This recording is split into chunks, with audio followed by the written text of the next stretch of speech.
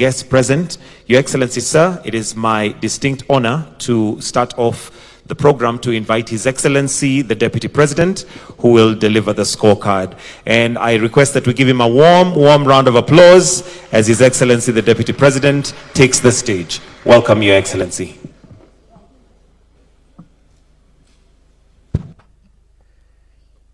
Mheshimiwa Rais wa Jamhuri ya Kenya William Ruto, Mheshimiwa Oburu, kiongozi wa chama cha ODM, colleagues, PG of UDA and ODM, all protocols observed. I recognize the presence of Excellency governors who have joined us and all the other leaders. Your Excellency, first I want to thank the members of the National Assembly and members of the Senate, because the scorecard which we celebrate today, the achievements of this administration for the last 3 years, could not have been possible without the unwavering, consistent, and faithful support from the two houses of Parliament.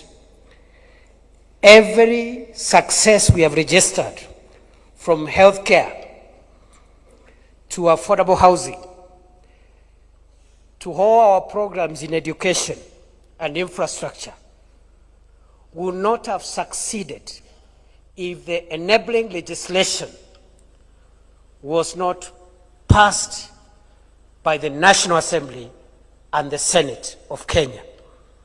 And because we are the majority, our two parties form the majority of the members of the two houses, history will be very kind on these members, because as we assess the progress made in the transformation of our country, there will be a very, very prominent chapter on the role that the National Assembly and the Senate played to actualize the flagship projects of the broad-based administration.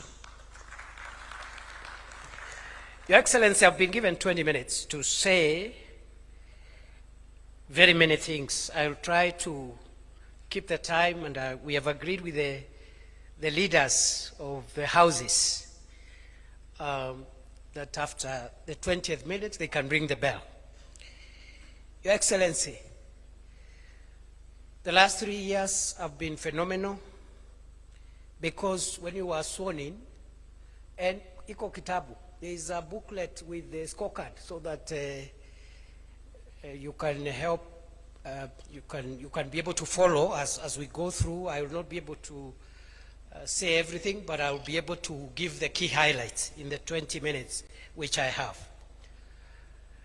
So, Your Excellency the President, when you were sworn into office on 13th September 2022, the economy of Kenya was in bad shape because of a number of factors, mainly the disruption of the supply chains because of the war in Ukraine and Russia, the COVID-19 pandemic that has shut down our economy for more than a year, and other shocks, including the drought that had ravaged our country. Because of these economic shocks, our economy was in bad shape. Kenya was one of the 6 countries in Africa that had been predicted to default in their sovereign debt, the others being Ethiopia, Chad, Ghana, Gambia, and Zambia. Out of the 6 countries, including Kenya, that had been predicted to default in their sovereign debt obligations, only Kenya survived. All the other 5 countries defaulted.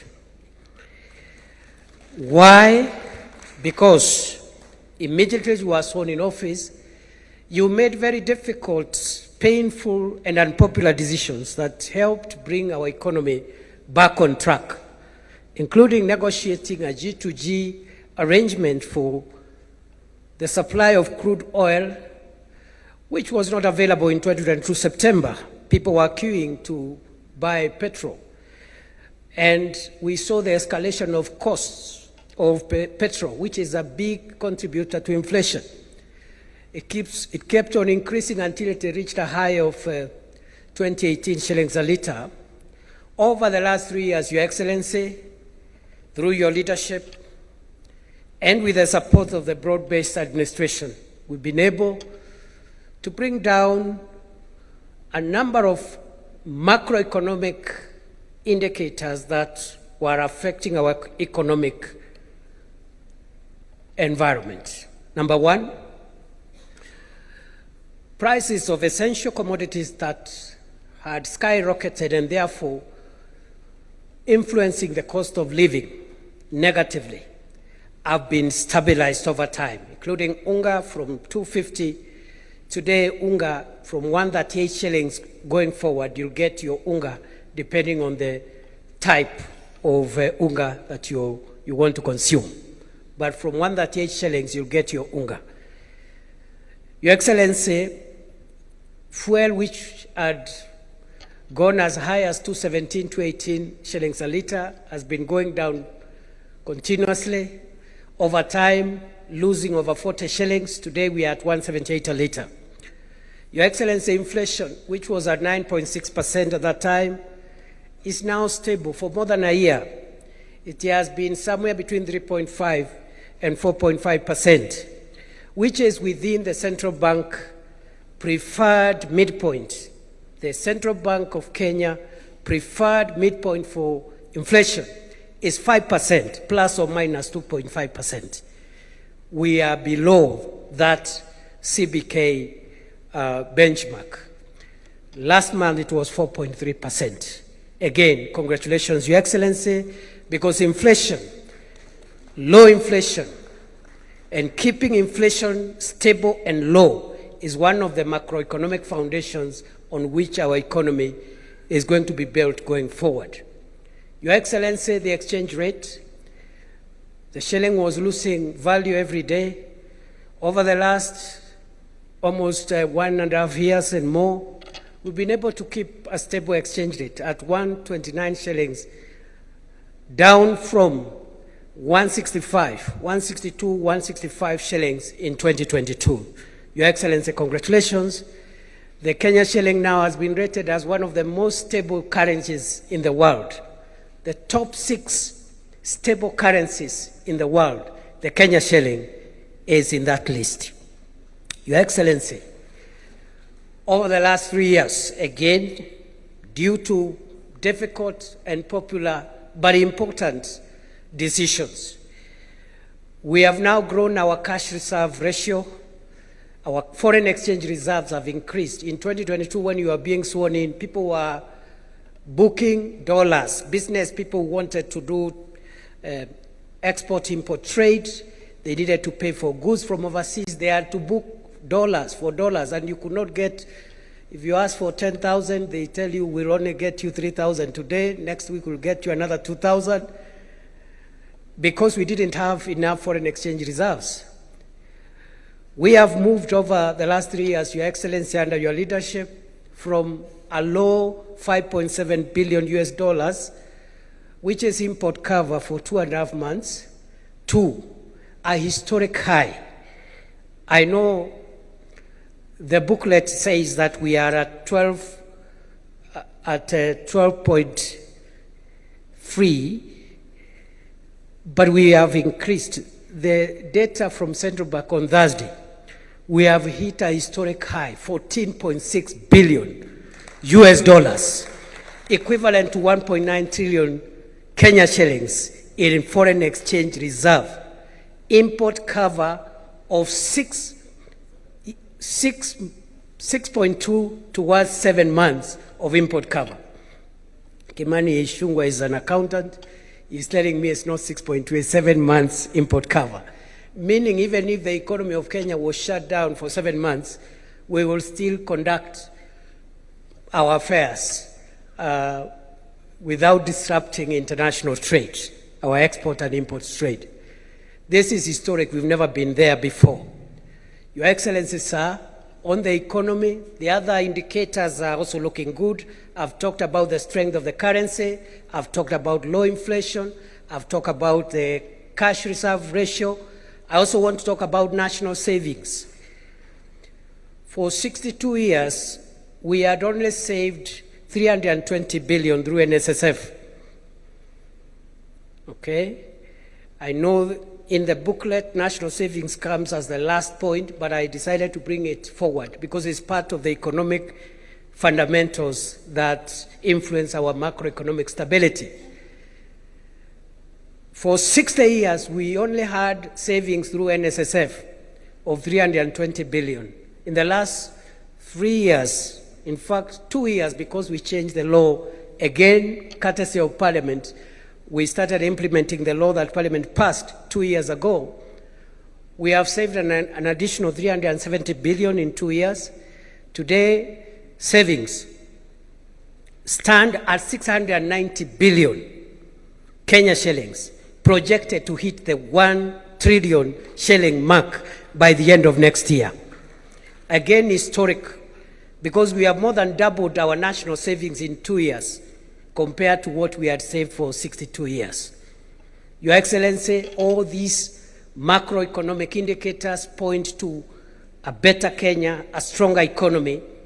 No wonder all the ratings of the Kenyan economy by international credit rating agencies have been positive on Kenya. From Standard & Poor to Moody's, Kenya now has been upgraded to somewhere between B3, B-, a stable economy by sovereign credit rating companies which are global and therefore are not politically inclined. And therefore, this macroeconomic heavy lifting has taken us a bit of time, but we're in good place now.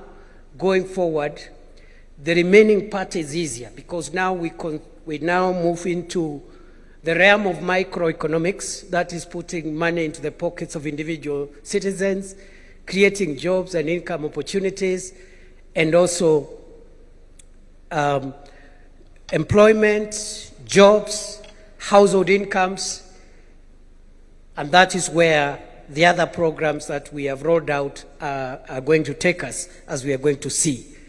So that is how the economy has been stabilized over the last 3 years, and some of the interventions required parliamentary support of the two houses of Parliament, and we applaud Parliament in its entirety for that support. Number two, Your Excellency, is agriculture.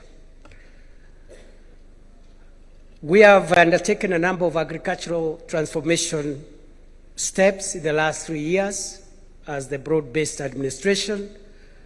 Number one, we started with the registration of farmers. Before then, we didn't have a database on farmers. And now we have a database of farmers. We know what they farm, the acreage of land, the kind of fertilizer they need, and where they are. And we are now having 7.3 million farmers whom we know what they need in terms of farm inputs. That was a major milestone of the achievement of this administration quite early within the first year. Number two, we've worked on the farm inputs to bring down prices of farm inputs, mainly fertilizer, from a high of 7,000 shillings per 50 kilogram bag of fertilizer to now the current 2,500 shillings per bag. We've also subsidized certified seeds to make them more affordable, and the result of these interventions have been to improve productivity in agriculture. Maize, for example, the staple crop, we have seen an increase in our maize production from 44 million bags in 2022 to 75 million bags last year, 2025. We have also seen the increase in terms of income and returns on coffee from an average of 60 to 70 shillings a kilo. Today, a kilo of cherry, the farmers are getting somewhere between 120 and 160 shillings, more than double of what the prices were in 2022. Earnings from tea over the last years have improved from 154 billion in 2022 to last year 215 billion Kenya shillings, the highest returns from tea in the history of our country. We've also increased our production of sugar, because for a long time Kenya has been importing sugar.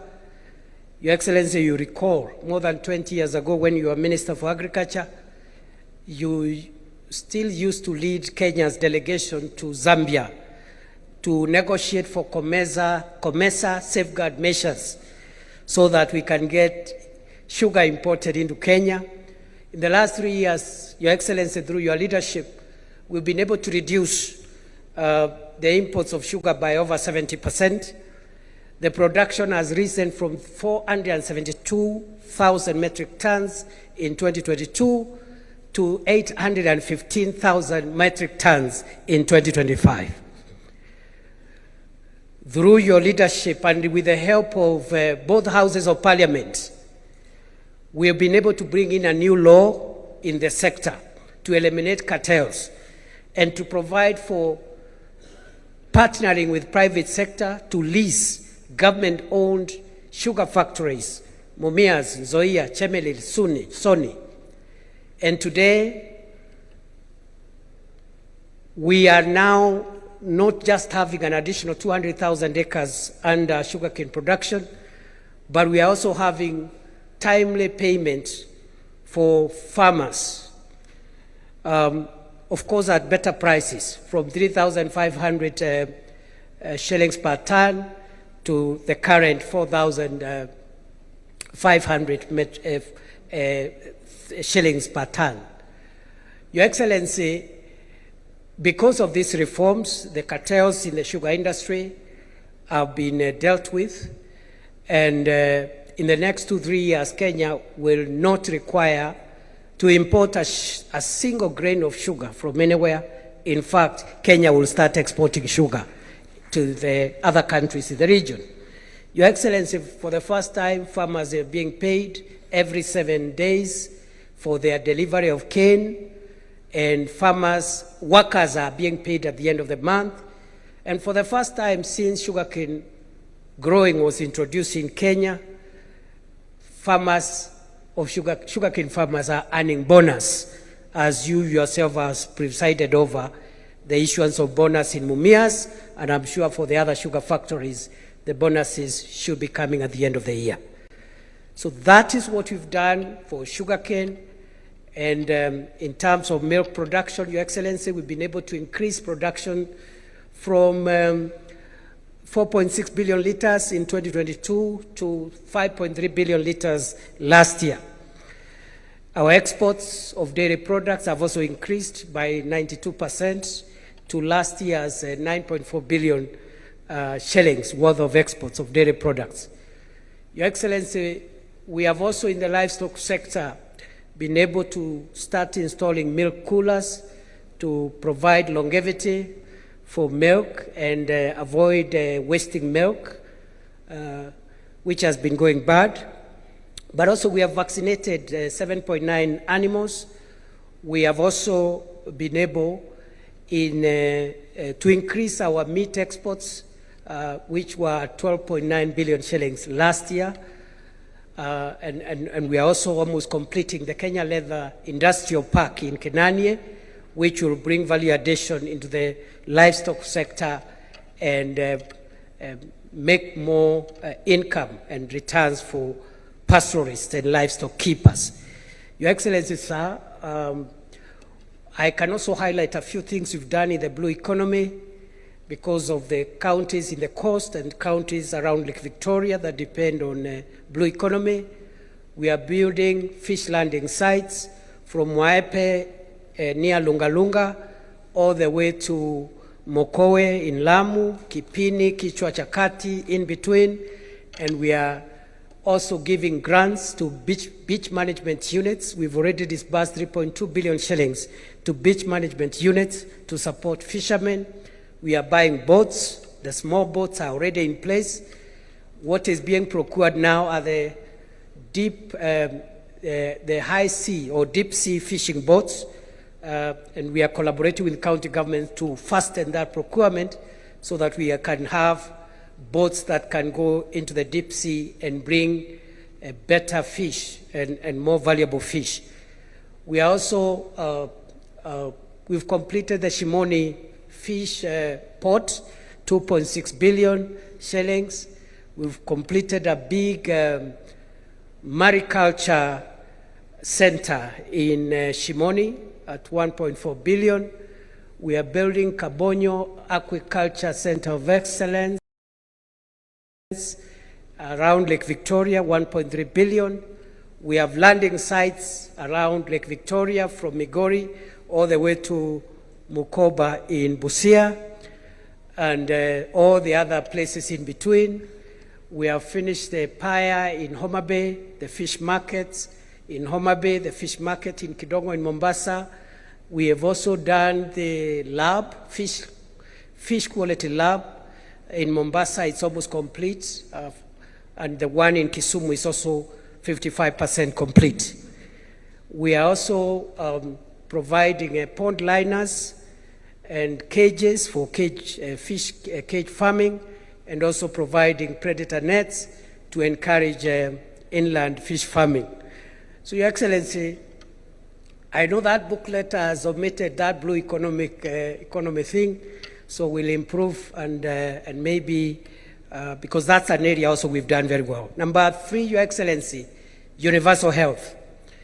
Universal health, Your Excellency, when you came to office, the first thing that this government did was to promote primary health care by employing community health promoters, 107,831 of them, who continue to be our foot soldiers to encourage people to live well, to try and detect complicated diseases before they become chronic, like diabetes, sugar-related diseases, pressure-related diseases, in partnership with county governments. I must also thank Your Excellency the same way I thank the members of the National Assembly and senators.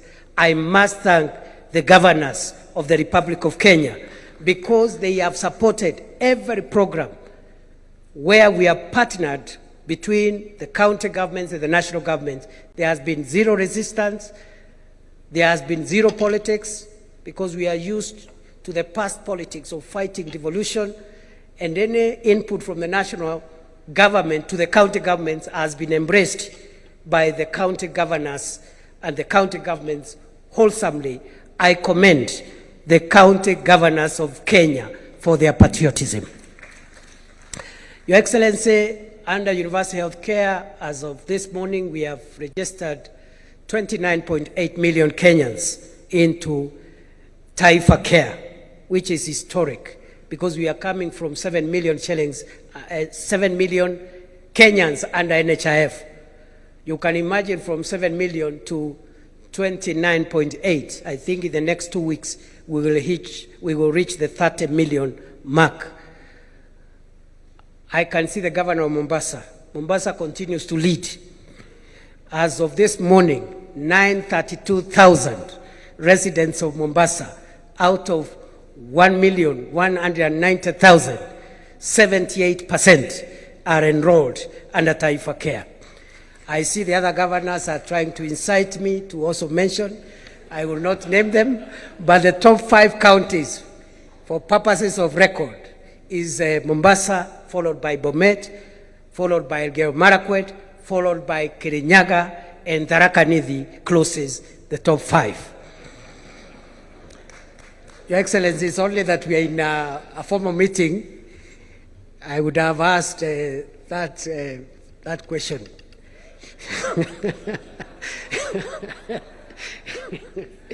Your Excellency, sir, what we need to fine-tune to improve our universal health care going forward are 3 things. 1, we need to improve on the health commodity supply chain. There are still a few gaps in the health commodity supply chain system. Number 2, we need to improve on the actuarials of the universal health coverage to make sure the premiums that are paid are able to provide quality packages for all kinds of treatments across the board. And thirdly, we need to fine-tune the issue of fraud. We must fight fraud. The biggest threat to any public medical insurance around the world, in all countries, the biggest threat is fraudulent claims. We must overcome that challenge, detect fraud, deal with it when it happens, and make sure that we secure UHC into the future. Your Excellency, in terms of equipment, we are under the National Equipment Support Program, which all counties again have signed to. We are placing specialized equipment to replace the now decommissioned MES program with the National Equipment Support Program. So we've made a lot of strides in the health sector. In terms of education, number 4, Your Excellency, education. When you were sworn in office, there was a lot of hue and cry. Everywhere we went, citizens used to tell you and to tell the rest of us, if you get into office, abolish CBC. Today that noise has died completely. Why? Because immediately you were sworn in office, you established the Presidential Working Party on education reforms. High-level experts, stakeholders, students, lecturers, and all the people in that space contributed to the streamlining, the reforms that we have implemented that streamline the CBC program. Transition has been going on. We just transited into grade 10. I'm told we are now 99-point-something% transition into grade 10 in the 3 pathways. There is still work to do, but at least we provided clarity on the CBC program. We have employed 100,000 teachers. Our commitment in the manifesto was 116,000 teachers. We will close the gap this year, and we will celebrate that milestone as well, because we discovered during our campaigns that there was a poor student-teacher ratio. By that time, it was 1 teacher for 45 pupils or students.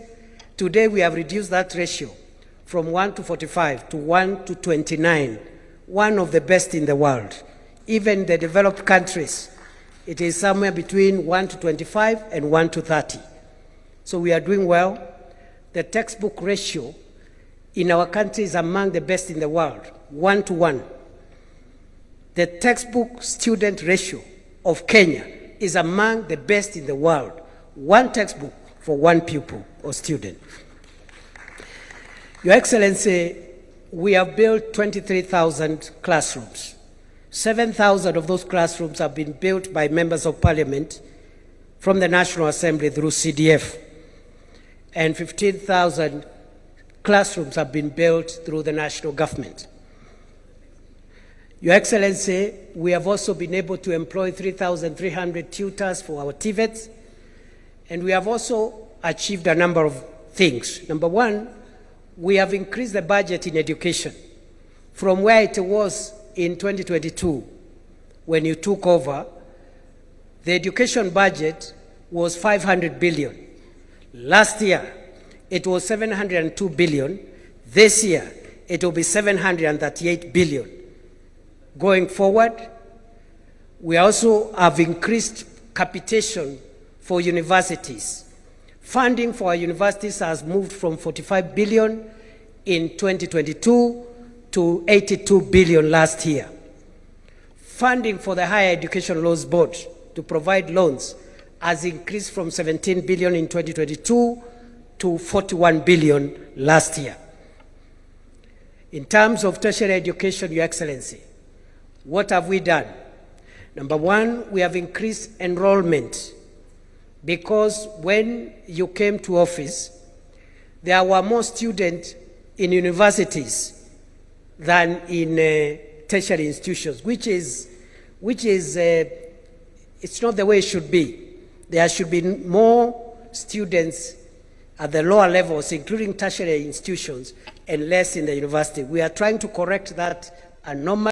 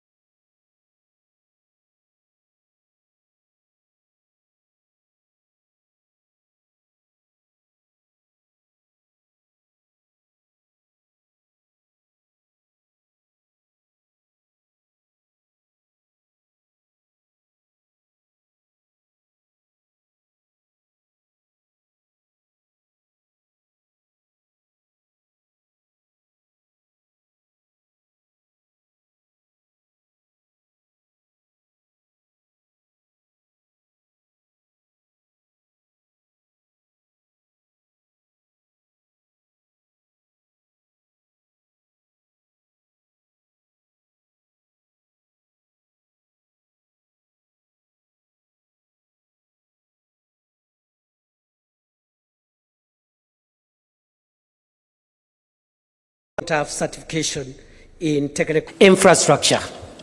And infrastructure, I'll speak about 4 things. One is the roads program that I had stalled. In 2022, many roads are stalled because of lack of money. Those roads stalled in 2019, 2020, 2021, there was no money.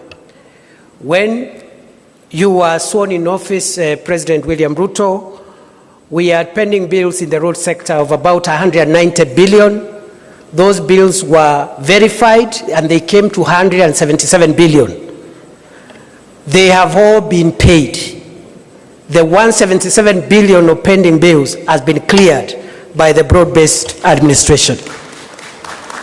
And thanks to Parliament, because they helped us pass some of the regulations that has helped us have innovative financing models and securitizing part of the fuel levy to be able to clear those bills. In the last 3 years, we have completed 2,143 kilometers of road. With the clearance of pending bills, 6,000 kilometers of new roads or stored roads which are stored, 6,000 kilometers are now being built across the country. And Your Excellency, as I travel around this country, I really get impressed. Some of the areas where citizens had given up hope on tarmac roads, I have seen those roads with my own eyes. Niseme nisiseme.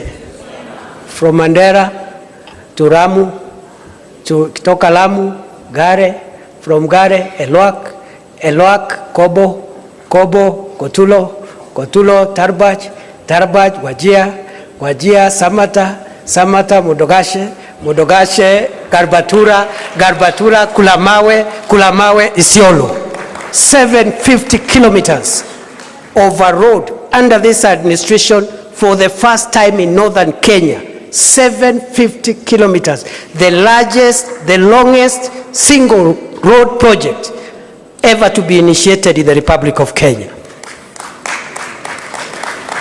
Karibu niulize Rais Ruto ni fire si fire. But since this is a formal meeting, sitauliza. There is another road which had been approved to be graveled, but President Ruto changed the instructions and said it should be tarmacked. From Lamu Port to Ijara to Garissa, all the way to Isiolo, 421 kilometers. It's being tarmacked as we speak. Over 50% of that road is now being done, has been done. I have seen roads which have been forgotten, like Taveta, Chala, Njukini, Olerai, Rombo, Ilasit. It's now okay. It's almost work in progress. I've seen the dwelling of Changamwe, Mariakani. I've seen the dwelling of Mtwapa to Kilifi, going into Malindi, is ongoing. And the flagship one, Rironi, Mau Summit, which is being worked on as we speak. So there's a lot of progress. That is the roads.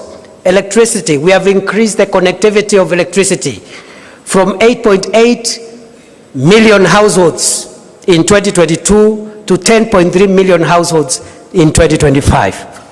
And we are on course towards universal electrification by 2030, as was envisaged in Vision 2030.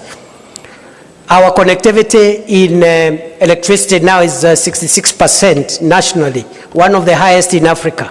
Some of the African countries are still at 11%, 18%. Your Excellency, in terms of affordable housing, markets, and hostels, this is part of public infrastructure. And we've done well in that front. 230 active sites in 44 counties. Contracts now approaching, with the new contracts that are being signed now, we are approaching 800 billion of contracts under affordable housing, markets, and hostels. Already, 254,000 units under construction. Some of them have been handed over. 450 markets across Kenya. And 177,000 bed capacity for hostels, And then we are also providing institutional housing for our security forces, from Kenya Defense Forces to National Youth Service, to Kenya Police Service, Kenya Prison Service, 28,000 for Kenya Prison Service, units ongoing, 7,500 for the police, 15,000 for KDF, and the list is long. That is what we've been able to achieve under affordable housing markets, hostels, and institutional building space. So in infrastructure, I will also put in ICT achievements. What have we done in the last 3 years? 30,000 kilometers of fiber optic connectivity, 316 ICT hubs, complete and are being used. Another 400 under construction, ICT hubs. We have business process outsourcing centers which are operational. One is in Tatu City and a few others.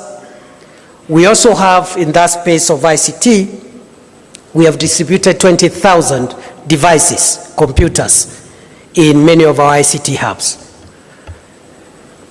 That is what we've done in infrastructure. Number 6, jobs.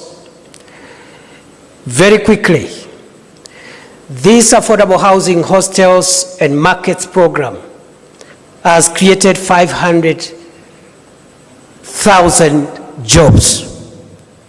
The target is to reach 1 million jobs by the end of the year.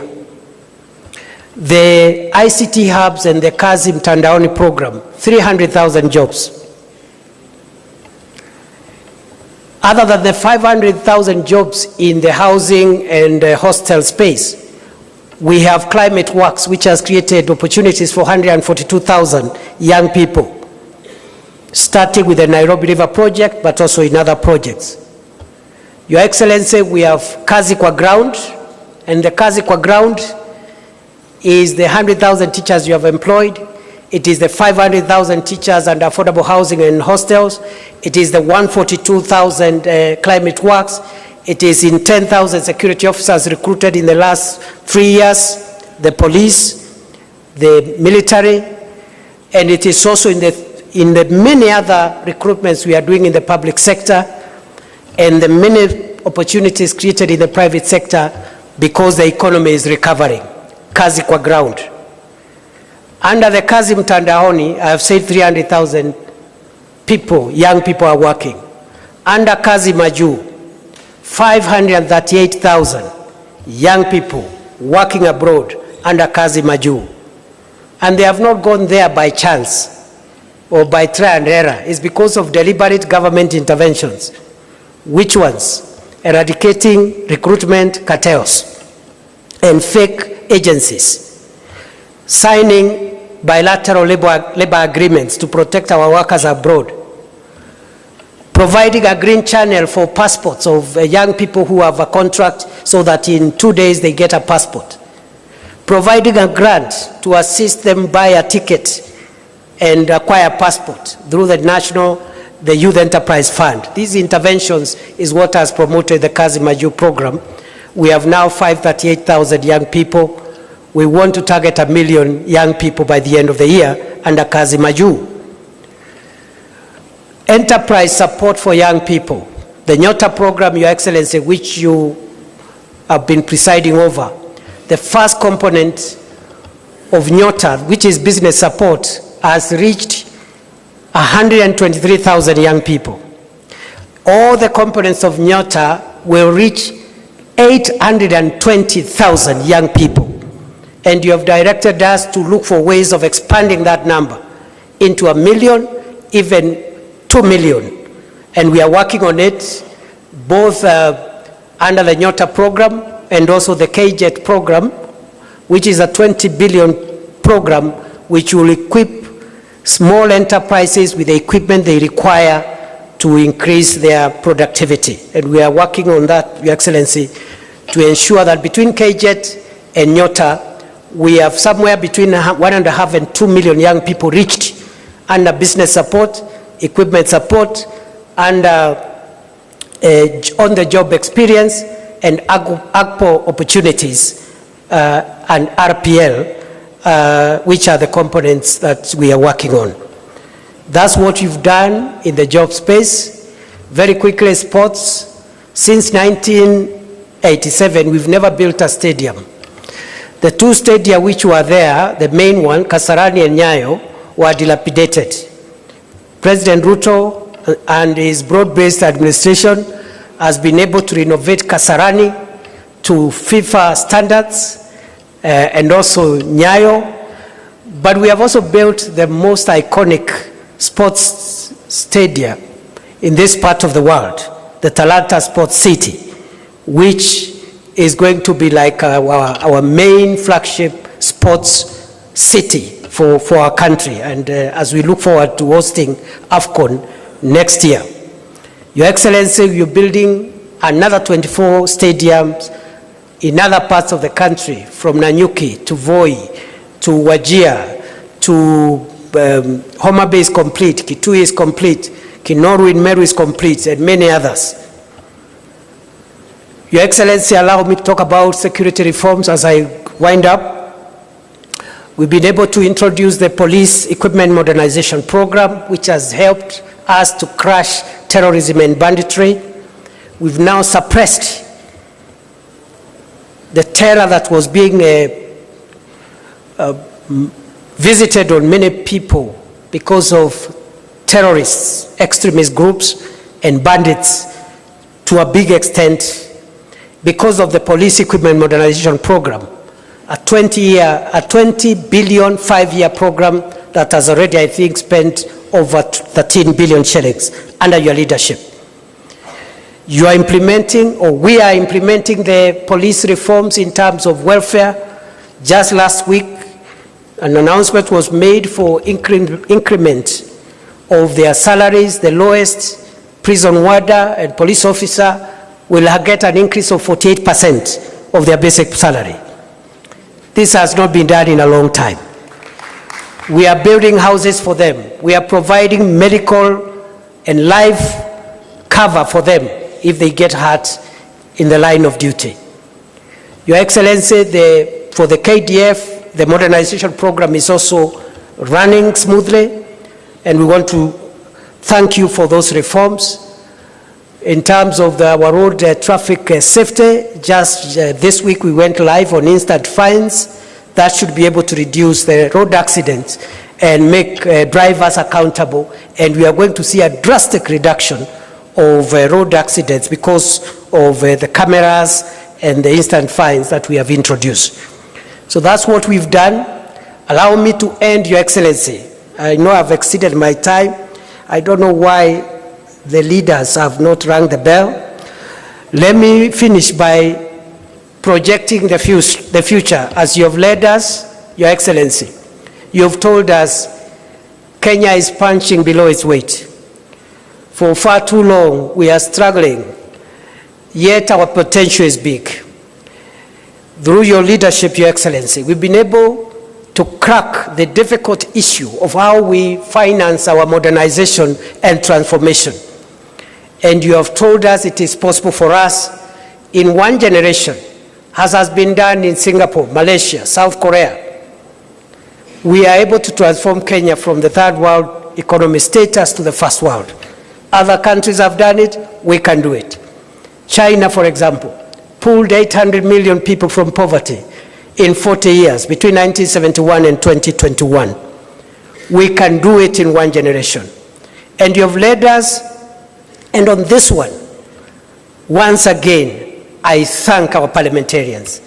Just yesterday, we saw the signing into law of the National Infrastructure Fund Act, a bold measure that will define our future and will set Kenya free, economically speaking. We put in resources there, government resources, private sector resources, so that when we sell part of the assets we have, the money does not go to salaries and recurrent expenditure, as has happened before. We sold Safaricom in 2008. We don't know what we use that money for. We've sold Kenya Airways shares before. We don't know what we did with that money. We've showed Kenya Re before. We don't know what we did with that money. The money now we are offloading from some of our assets goes into this fund to define our future. More roads, 28,000 kilometers of new roads, 2,500 kilometers of dual carriageway across Kenya. We extend our railway from Naivasha to Narok to Nyamira, Kisumu, all the way to Malaba. We do our roads, as I have said, another 28,000 kilometers of road. We build dams and harvest water and get away from the shame of hunger. 50 mega dams, 200 mid-sized dams, and 1,000 smaller dams. We also increase our energy productivity by 10,000 megawatts, because currently we only produce 3,300 megawatts. We need 10,000 megawatts so that we can power our industries into the future. Time has not allowed me to talk about KICC and special economic zones, which we are constructing. Your Excellency, I thank you. I stop there, and I apologize for exceeding the 20 minutes. Thank you very much. A warm clap for His Excellency, the Deputy President. With all that said off head, congratulations, Your Excellency. Your Excellency, with your permission, allow me to now call on Agnes Zani, the Chairperson Committee, to oversee the implementation of the 10-point agenda and the NADCO report. Let's give her a warm welcome as she gets on stage. Thank you very much.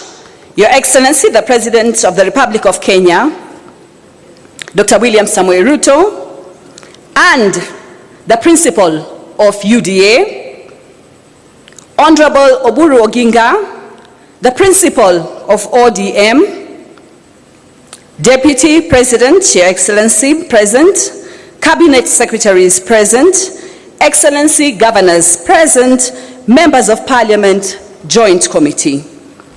We stand at a very important time in the transformation of Kenya. We've just had a very detailed report that has been given by the Deputy President. We are coming in as the committee that was tasked to look at specific aspects of that development, just an aspect of it, which is the 10-point agenda.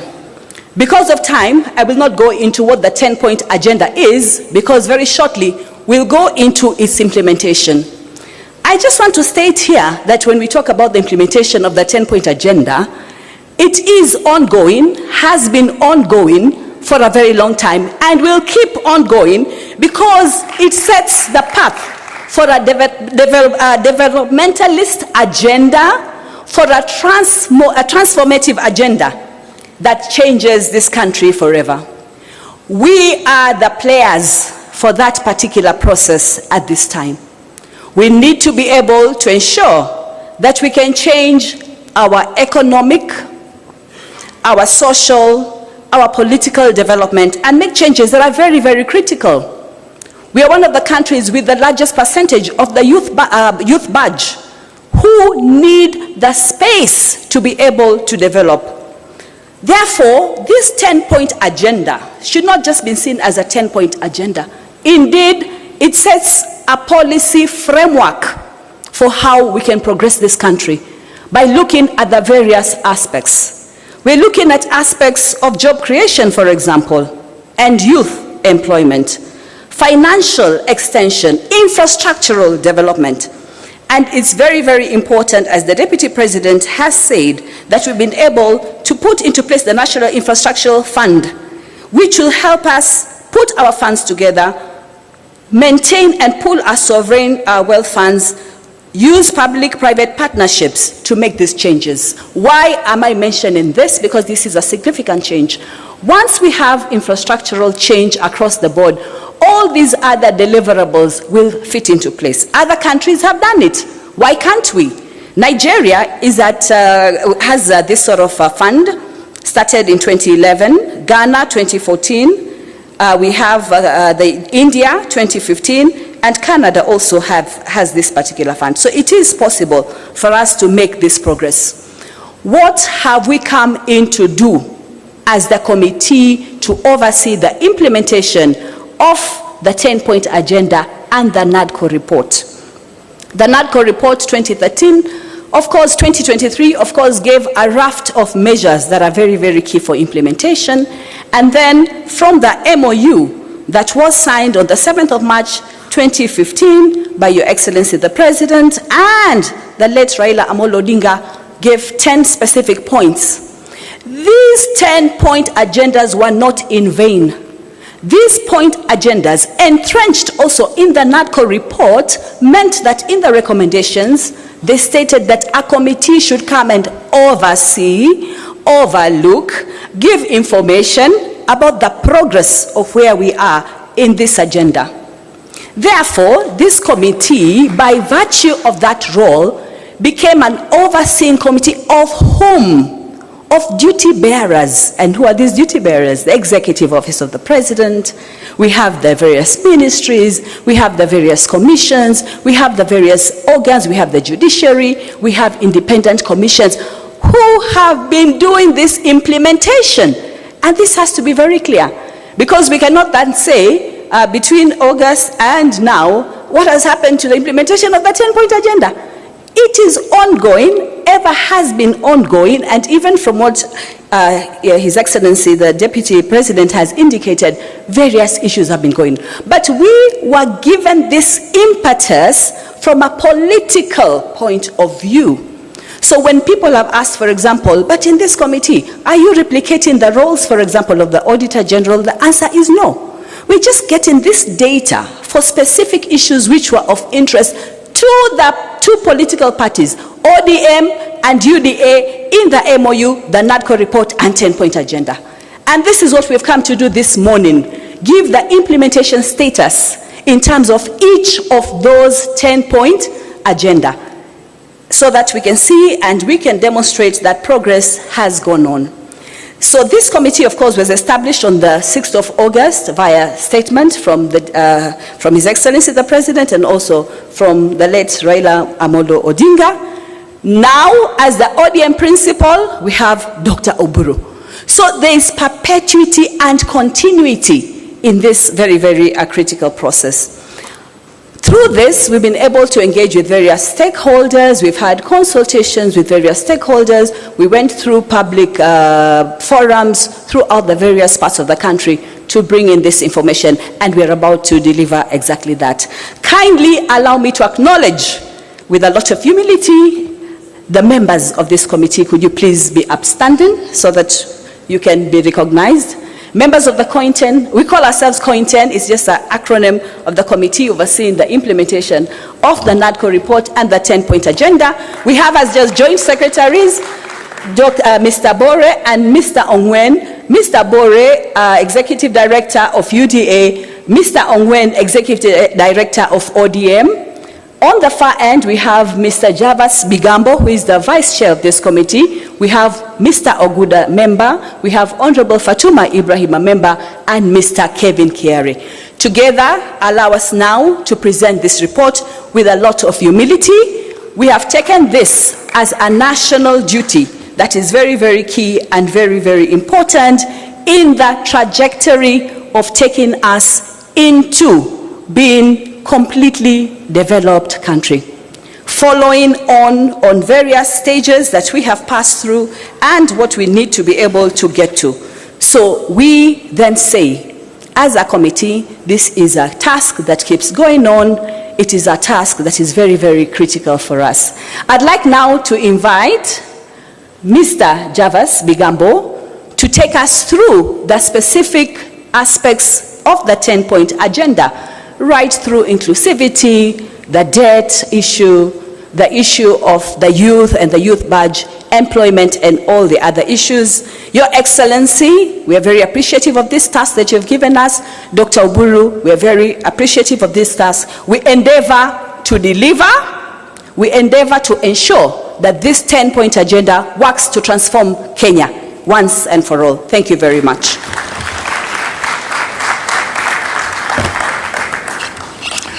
Your Excellency, President William Ruto, President of the Republic of Kenya and Party Leader of UDA, Your Excellency, the Deputy President, Honorable Senator Dr. Oburu, the party leader of ODM, distinguished honorable members of Parliament, and Kenyans. We, as the committee overseeing the implementation of the 10-point agenda, are glad to come before you to make this presentation. Various key issues that are marked as achievements have been enumerated by His Excellency the Deputy President, and I will not go much into that. And given that all of us here have got copies of this 10-point agenda, I'll only make brief highlights under each section. The building of a nation is a project that never comes to an end, and that is why His Excellency President William Ruto has committed to put in place critical measures to ensure that Kenya moves forward, and as he has spoken numerous times, to move Kenya into a first world country within our lifetime. Kenya has experienced various political crises and challenges, and these challenges have led many times political leaders to come together to bridge the divide so that we get to have amicable solutions. And that's why the NADCO team was formed. It presented a report which was adopted by Parliament in February 2024, and later on to its implementation, and also following the challenges that bedeviled this country, we had UDA and ODM come together with a view to resolve some of the socio-political and economic challenges that this country has faced. The coming together between ODM and UDA was predicated on the signing of an MOU with a 10-point agenda, and these particular 10 points include the full implementation of the NADCO report, inclusivity in all spheres of public life, protecting and strengthening devolution, promoting and protecting the livelihood of the youth, leadership and integrity, the right to peaceful assembly, and Article 37 of the Constitution, and compensation of victims of protests and riots. Fight against corruption, stopping wastage of public resources, protecting and promoting sovereignty of the people, and the rule of law and constitutionalism. Those are the 10-point agenda issues. As the chair has indicated, the committee over the last 6 or 7 months has engaged with various implementing agencies, among them the Executive Office of the President, the Legislature, the Judiciary, county governments as implementing agencies, constitutional commissions, and independent offices. Ladies and gentlemen, there are a number of achievements that the committee has recorded, significant achievements on the implementation of the 10-point agenda. I will take just a few minutes to speak to them. The Parliament received 9 bills from NADCO, and various of these bills have been considered and at various stages of implementation and consideration by Parliament. So far, 3 bills have been enacted into law, including the IBC Amendment Bill 2023 and the Statutory Instruments Amendment Bill 2023 and the Ethics and Anti-Corruption Commission Bill 2023. Those have fully been implemented and no further action is needed. We have got 2 other bills that are under mediation, including the Elections Amendment Bill 2023 and Election Offences Bill 2023. IBC has been fully constituted and it's carrying on with this mandate. We have seen conducting of by-elections, and IBC also has commenced the process that will lead into the delimitation of boundaries, and it has laid out a clear time frame under which that will be done. The PBO Act that enables civil societies to solicit for funds and implement various social projects has been operationalized by President William Ruto's administration. Presently, there is also the process of legislation to harmonize bicameral relations to ensure that the National Assembly and the Senate get to work harmoniously for the greater good of the country. Under the entrenchment of funds into the Constitution, ladies and gentlemen, the Constitution Amendment Bill on the entrenchment of the NGCDF, the GAF, the Senate Oversight Fund, and County Ward Fund is under consideration by Parliament presently. The Court of Appeal has pronounced itself and determined that NGCDF does not violate the Constitution. Agenda 2 and its implementation, inclusivity in all spheres of public life. Key achievements, and I'll just make brief highlights because many of them have been stated by His Excellency the Deputy President. The launch of the National Policy on Ethnic Minorities and Marginalized Communities was done in 2025, December, by His Excellency the President. 500 million shillings scholarship program has been railroaded by the same policy. The same policy creates the Directorate for Minorities and Marginalized Communities under the Executive Office of the President. On economic inclusion, ladies and gentlemen, measures to reduce the cost of living, we have seen the fertilizer subsidy program, which has lowered the cost of fertilizer from 7,000 shillings to 2,500 shillings per bag, which has enabled many farmers to access this. There's 14% reduction in fuel prices and exchange rate gains, which has lowered production, and many Kenyans are now able to travel to work, production by various industries. The costs have gone down, a key success by the broad-based government. Ladies and gentlemen, there is presently the timely payment of social protection stipends by the government alongside salaries. This is done in a very timely way compared to how it used to be in the past, where there were serious delays. And then it has also been streamlined such that it has weeded out fraud. And in the past, many people who are able used also to fraudulently access the social protection funds. This has been weeded out. The Equalization Fund allocation to support development and service delivery in the marginalized areas has been increased from 5 billion shillings to 9.6 billion shillings, a key achievement under the broad-based government. Inclusion in the health sector. The rollout of UHC by transitioning Social Health Insurance Authority has increased healthcare insurance from 7 million, as the Deputy President has indicated, to 29.8 million beneficiaries to date. And this is a key achievement that is on record under the broad-based government. We have got the CHPs, 107,000 of them, 831 have been employed, and people now across all the villages and hamlets in Kenya access primary health care. Share premiums for 1.5 indigents are being paid by the government. When it comes to education as an inclusion aspect, 100,000 teachers have been recruited since 2022. And as the Deputy President indicated, this has largely increased the teacher-student ratio. 23,000 classrooms and 1,000 laboratories are under construction, a major achievement that is ongoing. The committee has also noted that university allocation has increased from 45 billion to 82 billion shillings. The HELP scholarship funding has increased also to 41 billion shillings. These are self-evident achievements under the broad-based government in the period under consideration. Rural and infrastructure inclusion, 260,000 affordable housing units are under construction, creating thousands and thousands of jobs for young people, the youth, and various professionals, architects, lawyers, engineers. And this is a celebrated score of achievement under the broad-based government. 450 markets are being constructed nationwide across all the 47 counties, and 6,000 kilometers of roads under construction. Protection and strengthening devolution. Key implementation here and achievements, Your Excellency, we have had the equitable share revenue to counties increased from 385 billion shillings to 415 billion in the financial year 2025-2026, and in this financial year it's projected that this is going to increase to 450 billion shillings.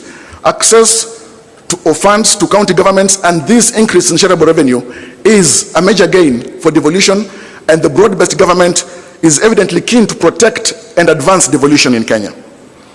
Counties now receive timely monthly disbursements with no pending carryovers as of June 30th, 2025. Your Excellency, under Agenda 4, promoting and protecting livelihoods for young people, we have got many key achievements. So far, for instance, Your Excellency, the committee has recorded that over 90,000 young people from all 1,450 wards are undergoing training in the country. Over 121,000 youth, together with 110,000 youth from Kakuma and Dadaab, these are refugee camps, have received business training, mentorship, and startup grants of 25,000 shillings, being an initial of the wholesome 50,000 shillings that they will ultimately receive. Your Excellency, the Nyota program is a major success, which has created opportunities for over 820,000 young entrepreneurs aged between 18 and 29 years. Your Excellency, across all 1,450 wards, there is the 50-50 gender parity, and the Nyota program has really impacted lives of thousands of young people in the country. Additional employment initiatives have created and increased opportunities for young people in the country. 640,000 jobs have been created through affordable housing program, with 7,000 professionals who have been onboarded.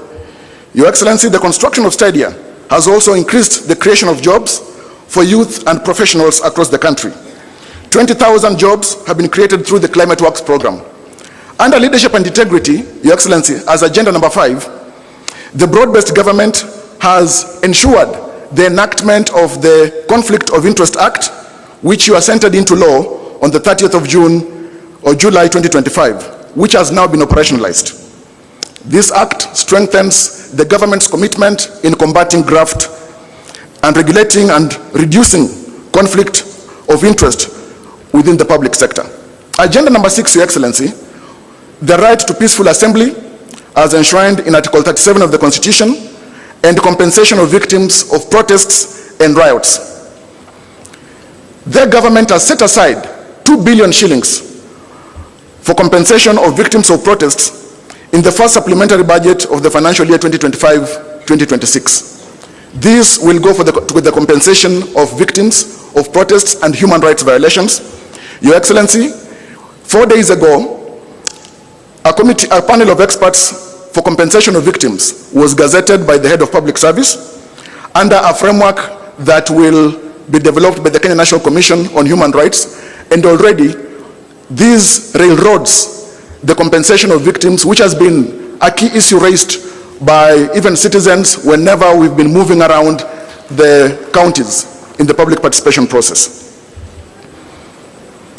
From 2023 to 2025, IPOA has handled 820 cases of alleged police misconduct during public order management, securing convictions for 35 cases involving 49 officers, and recommending disciplinary action against 30 officers. This has been done by IPOA. The demonstration bill, which sought to restrict the right to assembly of protesters, was withdrawn. This was initially intended to curtail the rights. The Ministry of Interior and National Administration has issued policy directives limiting excessive use of force and strengthening training and retooling of police officers for lawful crowd management. Agenda number 7, Your Excellency, national debt. The broad-based government, ladies and gentlemen, has commissioned a comprehensive forensic audit of the public debt by the Office of the Auditor General to strengthen transparency, verify utilization of borrowed funds, and this been an issue within the public, the issue of auditing our public debt. The broad-based government as well has reduced reliance on external borrowing by exploring innovative financing mechanisms, and just yesterday, Your Excellency, you signed into law the National Infrastructure Fund Act. Through liability management, the broad-based government has reorganized national debt portfolio to reduce financing risks and minimize the risk of default. There is greater emphasis placed on mobilizing domestic revenue, and this is ongoing under the broad-based government. Ladies and gentlemen, Your Excellency, I'll move to the agenda number 8 on the fight against corruption. As I've indicated, the Conflict of Interest Act is now operational, and this is a great effort toward combating graft, which is politically carcinogenic in the country. There is the adoption of the e-government procurement system, which has digitized the entire procurement framework, and from planning. This enhances transparency, accountability, and ensures digital footprints in the procurement process, Your Excellency. Over 23,000 government services have been digitized on each citizen.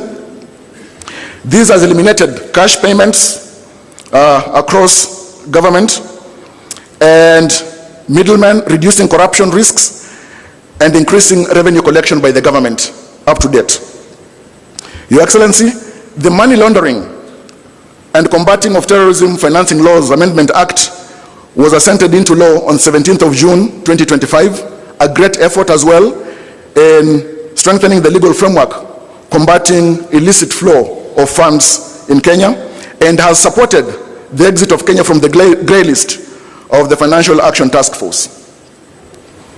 Your Excellency, the implementation of the zero-based budgeting has enhanced fiscal discipline and accountability by requiring justification of all public expenditures.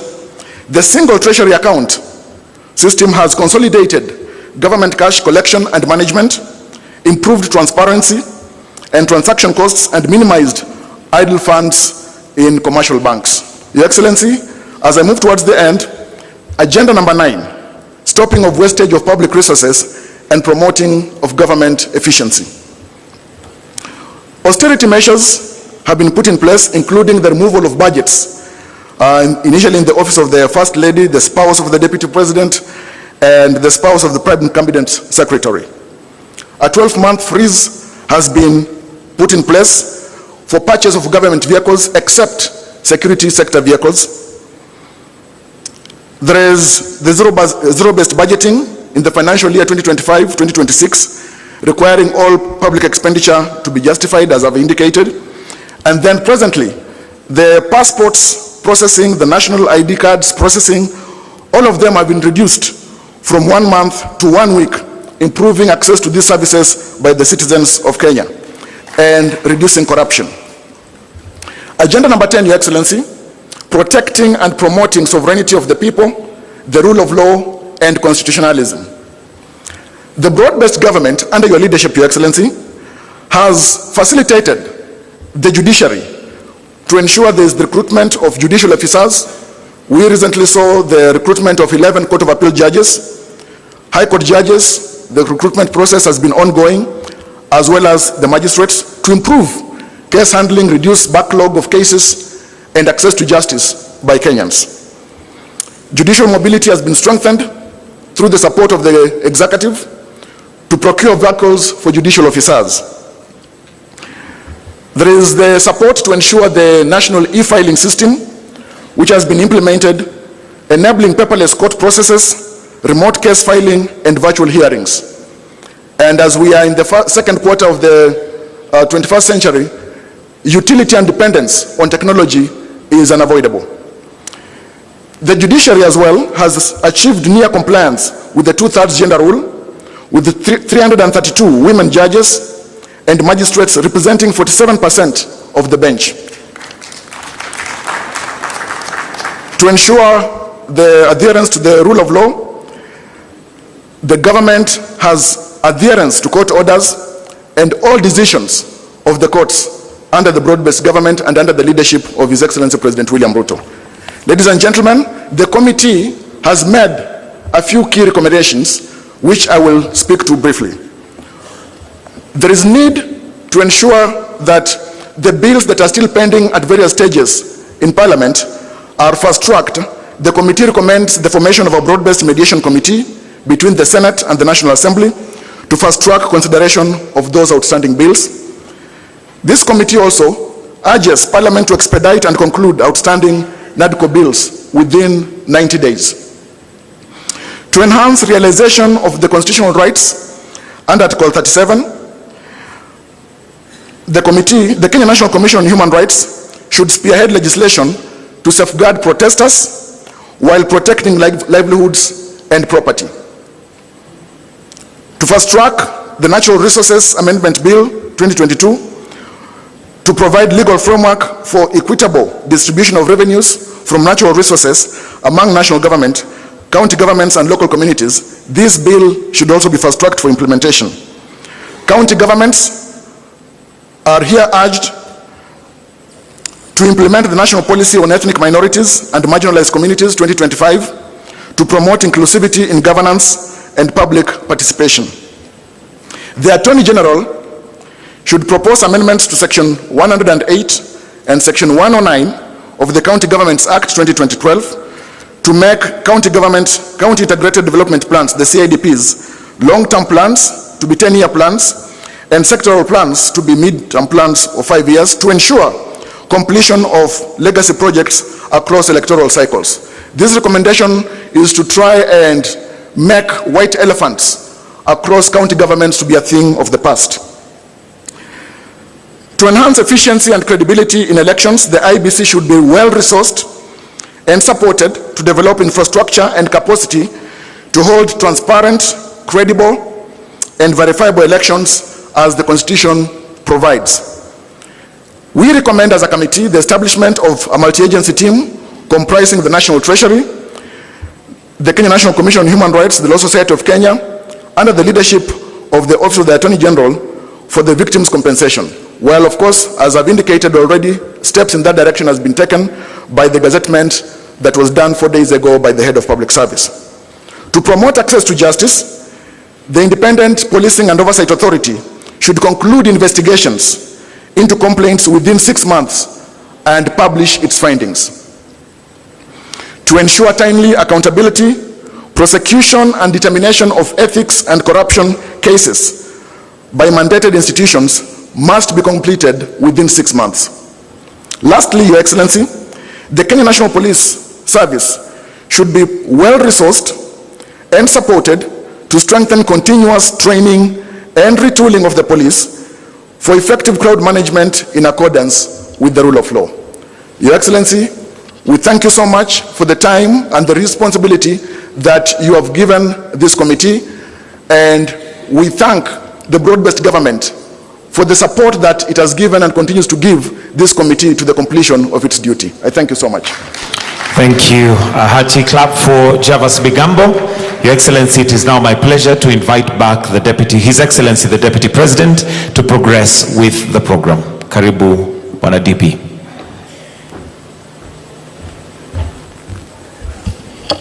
Thank you very much, Coin 10. Your Excellency, in the interest of time, we will run the rest of the program very fast because today is a parliamentary day. And this being a PG, I'm sure the two houses will want to proceed early.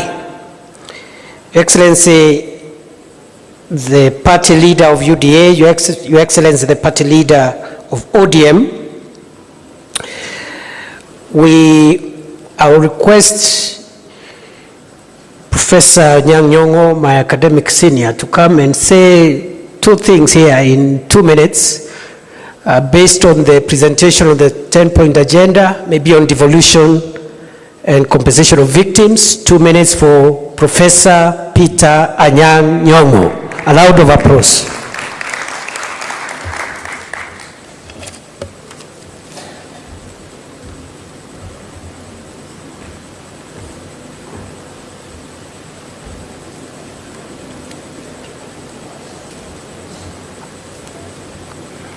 Your Excellency, the President and the Vice President, thank you so much for convening this meeting, which is extremely important and informative. I will only say two things that are effectively dealt with in this report. That is devolution and compensation of victims. As you know, that some of us have been very concerned about the issue of victims, and I'm glad that today they've gone on record that the victims will be compensated. Secondly, devolution. You know, there was that famous story that a child always asks for more, and it's never enough. The Constitution of Kenya says that there are two levels of government, devolution and national, separate but interdependent. Kenya cannot really develop fully if devolved government is not fully funded for the development functions that it performs. I'm grateful that it is said that the equitable share of revenue to counties has increased to 385 billion shillings in financial year 2024-2025 to 415 billion shillings in financial year 2025-2026. This is good. And it is projected to rise to 450 billion shillings in 2026 and 2027.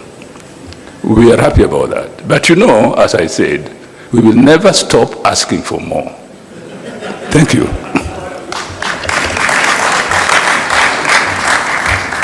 Thank you, Prof. Thank you very much. Your Excellency, the next item, before I call ODM party leader and then invite you, I want to announce after those keynote addresses, we shall have a short plenary of about 15 minutes so that a few of us also can say a few things. Starting with the Chair COG, I see a good turn-up of governors here. We appreciate you, and then we'll have a few other members. I have the permission of the House leaders of the two houses of Parliament to run the plenary as a retired leader of majority. Because of time, they have asked me to manage so that as many of us as possible can say something. Your Excellency, sir, it's now my honor and privilege to invite our leader, the leader of ODM, the Honorable Senator Oburu Oginga, Daktari, youth leader.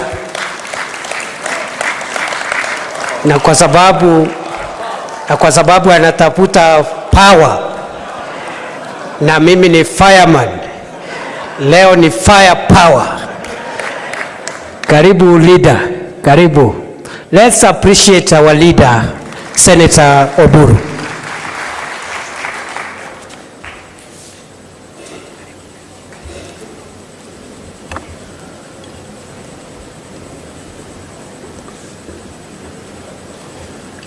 Your Excellency, the President of the Republic of Kenya and Commander of the Armed Forces, Dr. William Samoei Ruto, the Deputy President, and all protocols observed, fellow members of Parliament, I would like not to make, I have a written speech here, but I don't want to read it all. I want to have it here as part of the today's meeting, and I will give it to the press also to have it. But I am used to speaking off the cuff. It is better for me than reading long speeches. Your Excellency, the report of the 10-point agenda committee headed by my sister, Honorable Professor Zani, is finally presented to us as a joint parliamentary session. Mr. President, this is not a small feat. Mr. President, the country has been waiting for this. The country has been waiting for this because we are in this broad-based government, but there are people who thought that this report is the one which formed the foundation for establishing broad-based government. Mr. President, I want to inform the country that broad-based government started long before the 10-point agenda came. Mr. President, therefore, it cannot depend, the broad-based arrangement cannot depend on the 10-point agenda. 10-point agenda was meant to strengthen the broad-based arrangement. And Mr. President, the 7th of March which was slated as the date for making the report, was not the end of the broad-based arrangement. The broad-based arrangement goes up to 2027. The 7th of March was marking the beginning or the date when this 10-point agenda was signed. It was an anniversary. It was to celebrate that anniversary. It was also to give us the interim report of the progress of implementation. As you can see, the 10-point agenda which we have been taken through is something which cannot end. It is something which will continue from today. It will continue into 2027, and it will go on, because it is life. Most of these things which are contained here are actually concerning the livelihoods, the daily livelihoods of Kenyans. And we want to improve our society so that there will be no victimization of a victim, or we shall not have victims of police brutality. And our police are supposed to improve, and we want to improve them because they are our sons and sisters. We don't want them to go to jail for killing people. They should not kill people. They should be trained to help our people to fulfill constitutional requirements. If our constitution allows demonstrations, let them be allowed to demonstrate, but demonstrate according to the law. Not demonstrate, you just wake up and you say, I want to go and demonstrate because it is my constitutional right. Yes, it is your constitutional right, but the law states how you should do it. The law guides. You must be a law-abiding society. And by abiding by that, what we are saying is that those who violate the law, those who violate the Constitution should be punished. They should be punished. But we really don't want to trap our people that you employ them in police and then tomorrow you have not trained them well and you jail them. That is not the intention of the Constitution. We want our police to be professional, but for now we are going to compensate those who lost their lives. Compensation of life is not something which you can do. You cannot replace a life. You cannot compensate it. There is no cost to it. It is just to give some, to give some pole to the people who lost their loved ones. And use pole for those who were injured in those demonstrations. It is not to compensate. It is, even though we call it compensation, but you cannot compensate life. So those who thought that, who are saying that there is nothing absolutely which has been done on the 10-point agenda, shame on them. Shame on them, because you can see there is a lot which has been done and there is a lot which is still remaining to be done. I am very, very impressed, particularly by the agenda of infrastructure. The infrastructure is the game changer, and that is the game changer for the whole world. If you go to these countries, we are saying we want to go to Canaan through Singapore. That Singapore used exactly the same methods we are using, including the infrastructure fund, including this infrastructure fund which the president signed into law yesterday. And it is infrastructure, infrastructure, infrastructure. That's what we said as a party, as ODM. If we continue to implement these infrastructural projects, the major ones like the SGR through Kericho to KICC, Kisumu, and up to Malaba and Busia, which is a big game changer. This big road, which is connecting us with Uganda from Rironi, is a big game changer. And I was so impressed by the report about Northeastern. Northeastern Kenya is regarded to be an arid and semi-arid land. But there is a lot of wealth there. The country concentrated on what was called the high potential areas. But they left the north, which has all the minerals. It has all the animals. We need to take big abattoirs there and take meat to Saudi. A small country like Botswana has become very rich just because of exporting meat. Why? And we have ignored that area. Instead of opening it up, it is left as a security area. I mean, why should it be a security risk? If you have infrastructure, police will have all the ways of moving freely through that area, and we tap all the resources, including the mineral resources. There is a lot of water there which is going to wastage.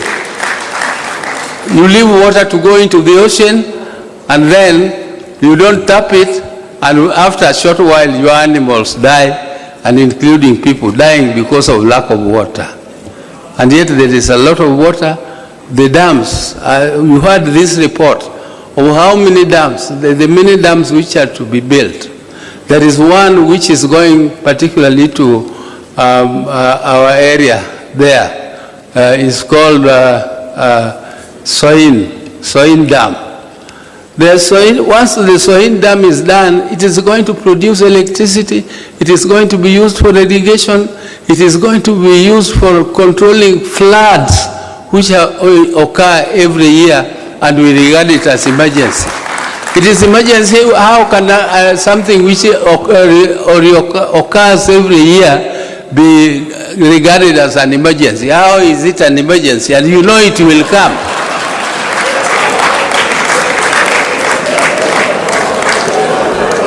So you have, thank you. Yeah, I don't want to, Your Excellency, I said I'm not very good at reading speeches, and therefore I will leave this my speech. I don't know, I will give it to the President, but I have spoken my heart. I've finished what I wanted to say. Thank you very much.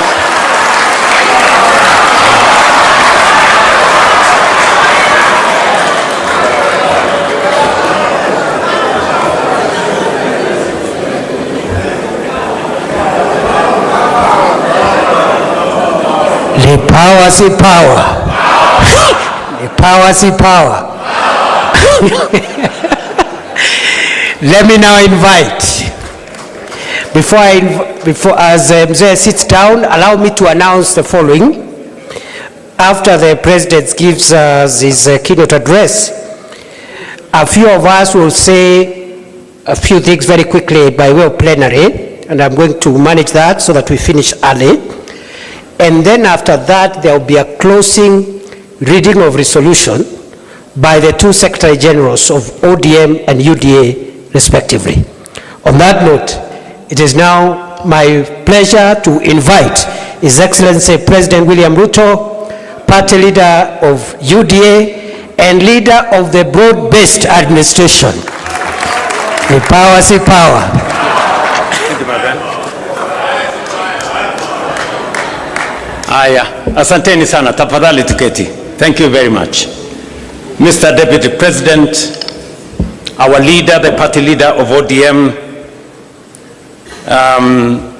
Oburu Oginga, governors present, senators present, members of parliament, both from Kenya and from Yala. I have a written statement, just like Daktari Oburu. Allow me to read half of it, and then I will speak the rest. It is good to be back here at the Kenyatta International Conference Center, the birthplace of the Memorandum of Understanding between Kenya Kwanza UDA and ODM. Exactly 1 year and 3 days ago, my brother, the late Right Honorable Raila Odinga, and I agreed to work together in the national interest for the benefit of our country. Although our brother Raila is no longer with us physically, his wisdom, foresight, and enduring commitment to the nation continues to guide our shared journey ahead.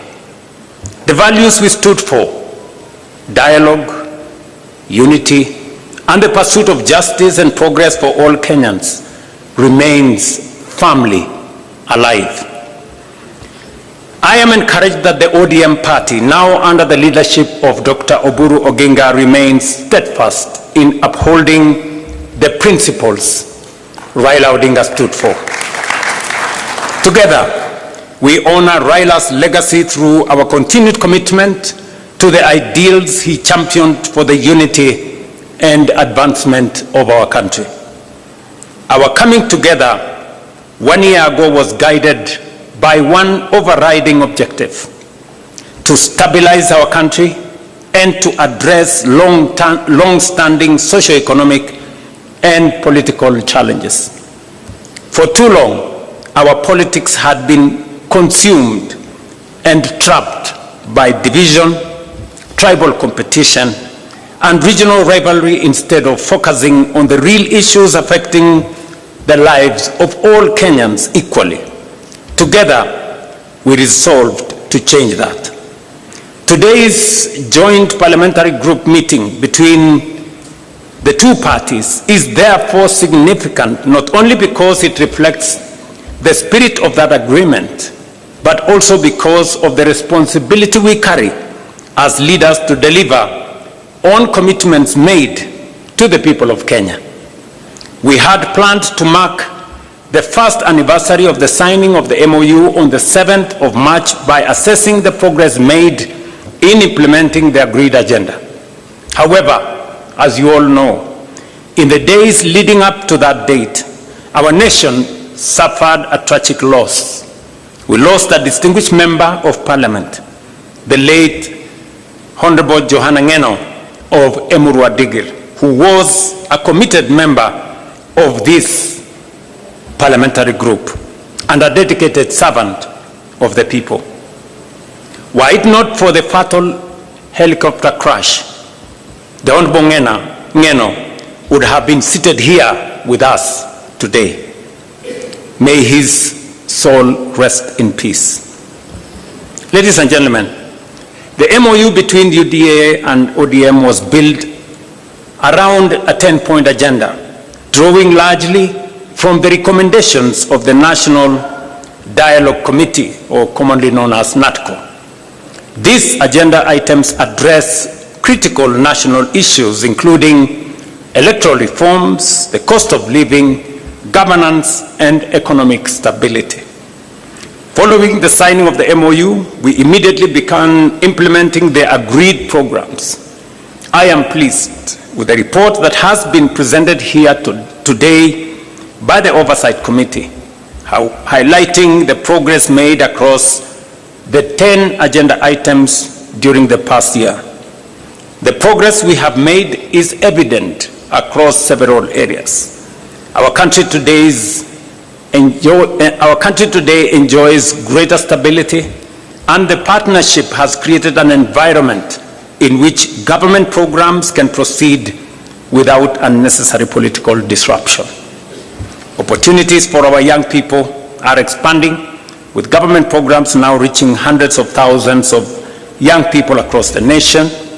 Through initiatives in housing, health, agriculture, education, the digital and creative economy, as well as the labor mobility programs, we are deliberately expanding new avenues for employment.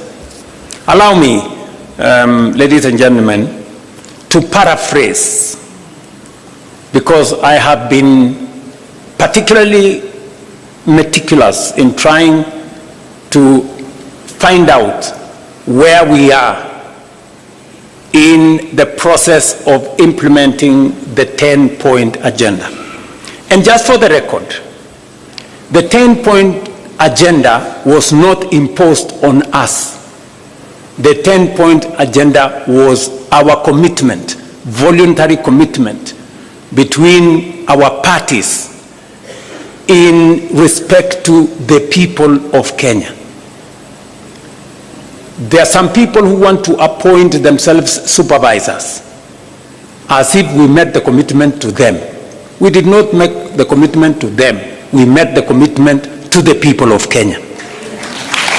And our responsibility and reporting is to the people of Kenya. And let me say the following. We did this and we set the standard very high ourselves because we believe that is what we should do for the people of Kenya. Not because anybody forced us, not because anybody imposed it on us, but it is because it is our commitment that Kenyans deserve a higher standard of leadership and delivery. I know the matters of NADCO has been spoken very ably by the presenters of the report. We all agree that one of the most pertinent issues in NADCO was the issue of electoral reforms, and especially the appointment of commissioners to the IEBC. You remember very well that that was a very big debate. Today, we have gone through the process. The court processes have been dispensed with, and today we have a functioning Independent Electoral and Boundaries Commission. It has already conducted several by-elections, and as a show of confidence in this broad-based administration, all the parliamentary elections that have been held have been won by broad-based. I said all of them. Yes. Just for good record, and we are not to say me. That's what it is. Yeah, those are the facts.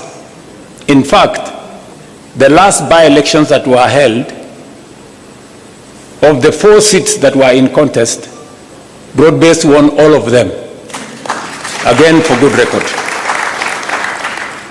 But that is not what I'm trying to say here. I'm trying to say that we are faithful to our commitment on matters to do with legislation that is there in Parliament. We know there has been back and forth between the two houses. We will be recommending in this PG that we have a broad-based negotiating team. One that is going to sit with both houses of Parliament, comprising membership from both houses of Parliament. Because if broad-based decides, Parliament will decide. Is that true? Yes.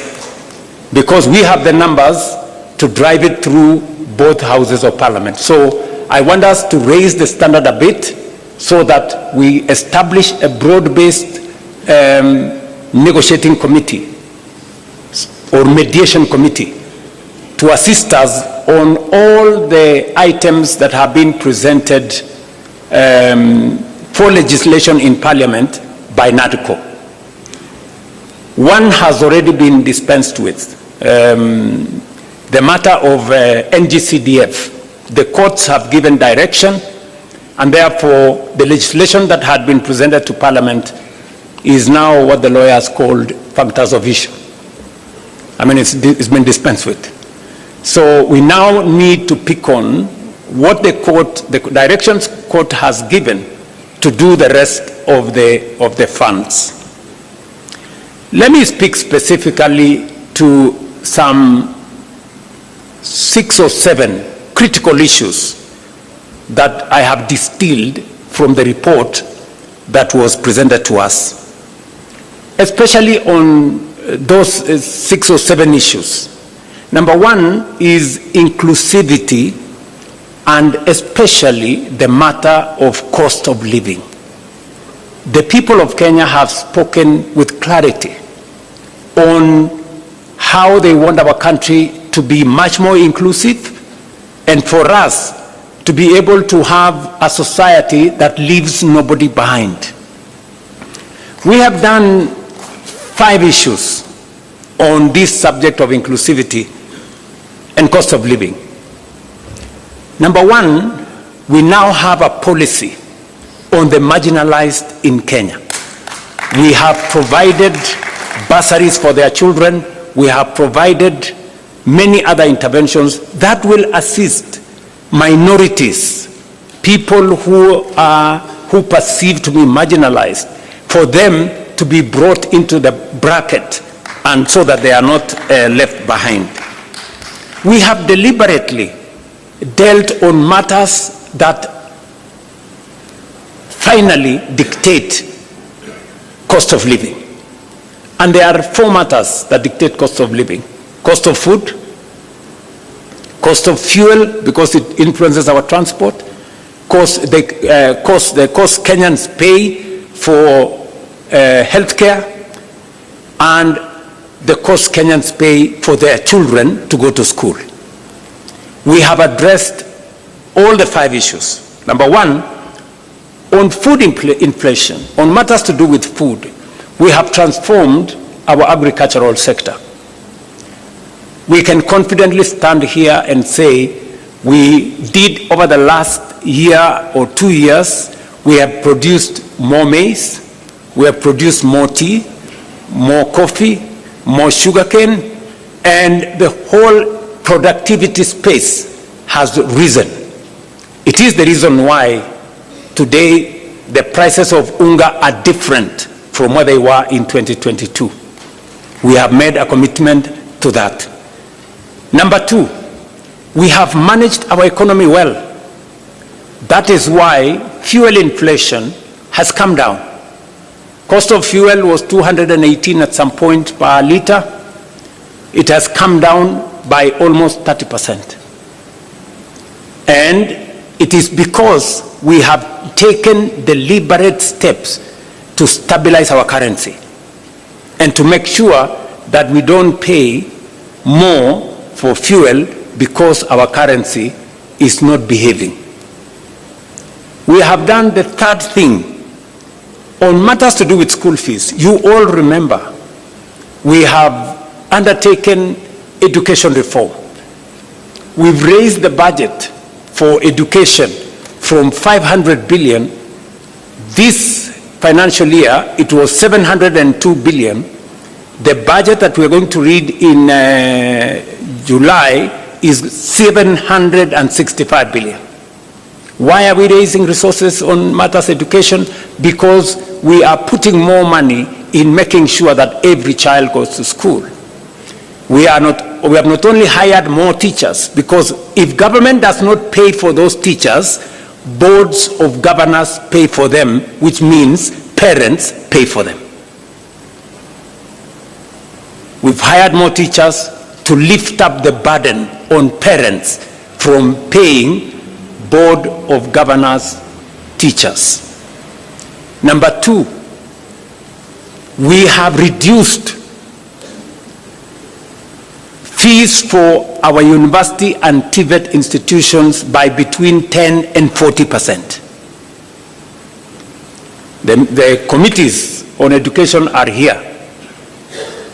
We have also, as of this week, reduced the fees for our TVET institutions from 105,000 per year to now a standardized 67,000 per year. You heard the Minister for Education announce that this week.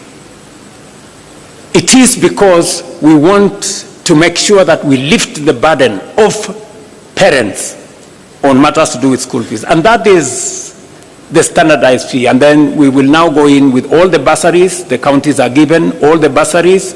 The NGCDF is giving. And we have signed agreements with counties. You remember the Comptroller of Budget did raise issues on counties supporting bursaries. The Ministry of Education has signed with all the counties. Now, county governments can give bursaries to all our children because there are no children for national government or county government. That is a step in making sure that we reduce the burden on parents on matters to do with the education of their children. You all know that also we have lifted a heavy load that would otherwise be borne by Kenyans on matters to do with universal health coverage. Today, as the numbers we have been told here, we are actually closing to 30. I think by next week or the week after, 30 million Kenyans will be on social health insurance. And this week, forget about the propaganda in the headline of the news that we lost, some 50 billion can be lost. You know, people are mad. If we lose 50 billion, it means there will be nothing to pay in no hospital. This week alone, we are paying 16.2 billion shillings, this week alone, for PHC and for SHIF. This week alone. We are paying the highest amounts of money to any hospital that has ever been paid under any other administration or under any other program. That is the reality. That is a fact. So, in terms of cost of living, we are dealing with health to reduce bills paid by citizens. We are dealing with education to reduce bills paid by citizens. We are managing fuel to reduce transport costs. We are dealing with food so that we can reduce the cost of living. So I want members of this PG to walk with your heads high. This administration, the administration you have formed, is tackling cost of living head on. And finally, we are making sure that more Kenyans have income. Today, I report to this PG, we have 1.8 million Kenyans who are not working in 2022. Today they are working. 1.8 million. 640,000 in our housing program, 540,000 in export of labor, 300,000 in our digital platform. We have close to 820,000 under our Nyota program. 120,000 of them, we have given them grants. And I have been to those meetings in person. I have met the 120,000 young people myself. Yeah? Many people were trying to give me small lectures. What is the president doing? Going to give out checks to young people. And I told them, this is how I choose to spend my time. You decide about yours. Okay? Because I believe the young people of this country deserve my time. And time spent with those young people, talking to them, is time well spent as far as I'm concerned. And I have asked the Deputy President and the Ministry is concerned to look at opportunities, and we are discussing with our partners to look at opportunities to expand that program. We believe it is a successful program. Many young people have stepped forward, and we believe we can do more and maybe extend that program to close to 2 million young people in Kenya. And in this particular one, we made a deliberate, intentional decision that this is going to be young people between the ages of 18 and 29, because that is where the heaviest load of our young people are. So, cost of living, for those of you who are taking notes, and I suggest you do, because I see some other people, they cannot explain themselves.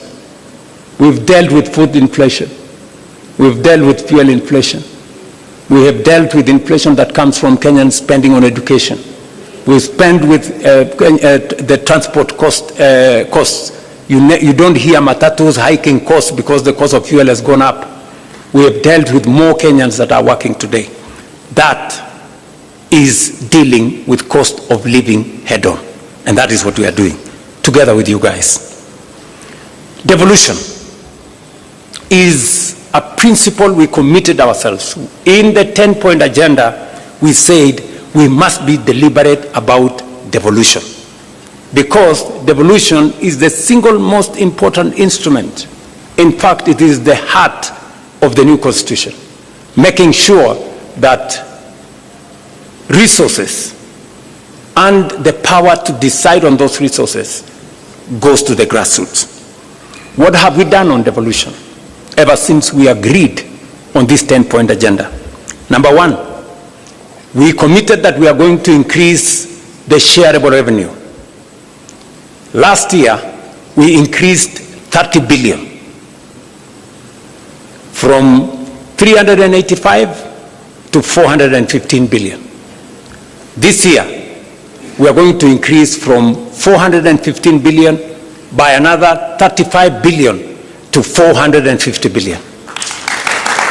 That is the commitment we made to ourselves that we would do. Number two, in the past, disbursements to devolved units would go, and by the way, I'm talking about shareable revenue. I'm not talking about all the resources that go to the counties. Aside from the 415 billion that's going to counties, we have another 70 billion that is going to counties. That is close to half a trillion to the counties. We might be asking a few questions to our governors. Yeah? So next year, definitely, when we do the 450 shareable revenue, we will be going towards 550 billion. We'll have crossed the $500 billion line on resources going to our counties. Number two, and so that before Anyang' Nyong'o tells us we do more, yeah? and we are going to do more. In the past, money meant for devolution, some of it would be carried over to the next year because not all the monies were disbursed. I stand here today, for the last 2 years, we have not carried over a single cent. We have paid all the monies for devolution. At the end of the year, we made sure that we didn't cross over with any. That is going to be the same this year. We will not carry over any resources. We will pay money meant for devolution to devolution. The yearly commitment will be met.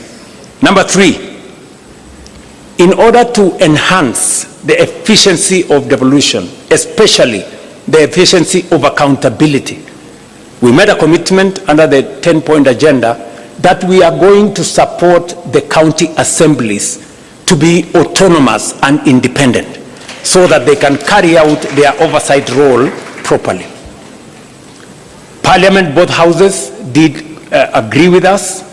They brought the bill to me. I signed the bill, and from this June, in the next budget, county assemblies will have their own independent budgets.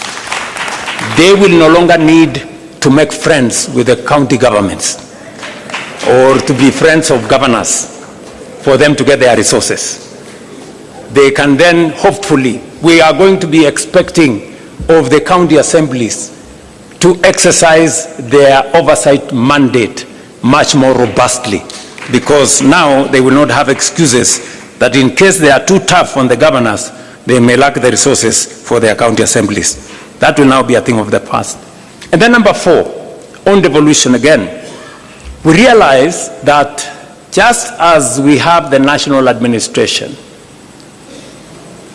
the county assemblies, members of county assemblies and governors have no pension. And we have made the strategic decision that the bill that was there in Parliament, which in my opinion has serious challenges, it is my position that we now agree in this PG, that it is only fair. Governors and members of the county assembly are elected leaders like us. The same way we have pension, it's only right that they have pension. We all agree on the principle of contribution. The same way we contribute pension, they too, and I don't think they have a problem contributing to the pension. So it is my request to this assembly that we change the law that currently is in Parliament so that we include governors and we make sure that that pensions bill is contributory. Yesterday, I did sign into law the pension benefits for judges. I don't think we should leave our governors and county assembly members behind. So those are the 4 fundamental things that I wanted to say on matters to do with enhancing, supporting, and integrating devolution into our governance system. Finally, now that the court has pronounced itself on the matter of CDF, it is my belief that the bill on ward fund that currently is in Parliament should now be fashioned along the recommendation that has been made by the court and fast-track it so that our county assemblies can equally have a legal framework to guide on matters to do with ward fund. And I don't think this great assembly of PG has any problem with that. Do we really have a problem with that? Very good. So I think that will be the next thing we are going to do. And I appreciate that many governors have already implemented the ward fund even without this legislation. Now, let me go to the third issue that I thought is important for us.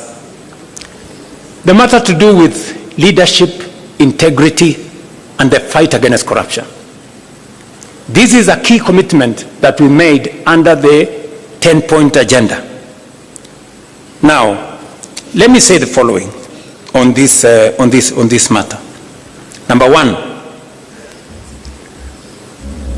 as part of our commitment to leadership, integrity, and the fight against corruption, you know very well we had a candid conversation on holding ourselves as leaders to the highest standard of integrity. You remember, members here, I don't want to remind you, but you remember we had a difficult decision. We had a difficult conversation, right, on that matter. It is because we chose ourselves, these members, we chose that we need to raise the bar. And I want to thank members of Parliament here. You passed the conflict of interest bill, which I signed into law. If there is a demonstration of leaders sitting here that they want to be held to the highest standard of integrity, it is your passing of the conflict of interest bill. Today, it is law in Kenya. And I want to congratulate both houses for stepping up and measuring up to the yardstick of integrity. Number two, we have taken the deliberate decision that to eliminate corruption, to remove inefficiency, we must digitize all government services. Today, from 320 government services in 2022, we have 30,000 government services digitized. That has significantly eliminated bottlenecks. eCitizen today collects more than 1 billion shillings every day. It is a platform that is traceable. It is a platform that's accountable. The old system where people were paying cash and paying through checks and paying through corners and paying through pay bills, we have stopped. And today, if you pay on eCitizen, you don't need a receipt because it is traceable from who paid, for what service, to what account. We have digitized government services as part of our commitment to eliminating corruption. Number two, I did sign into law, June last year, the money laundering and anti-terrorism financing law. Again, as our commitment as an administration and as a country to transparency, to accountability, that illicit flow of money does not find its way into Kenya.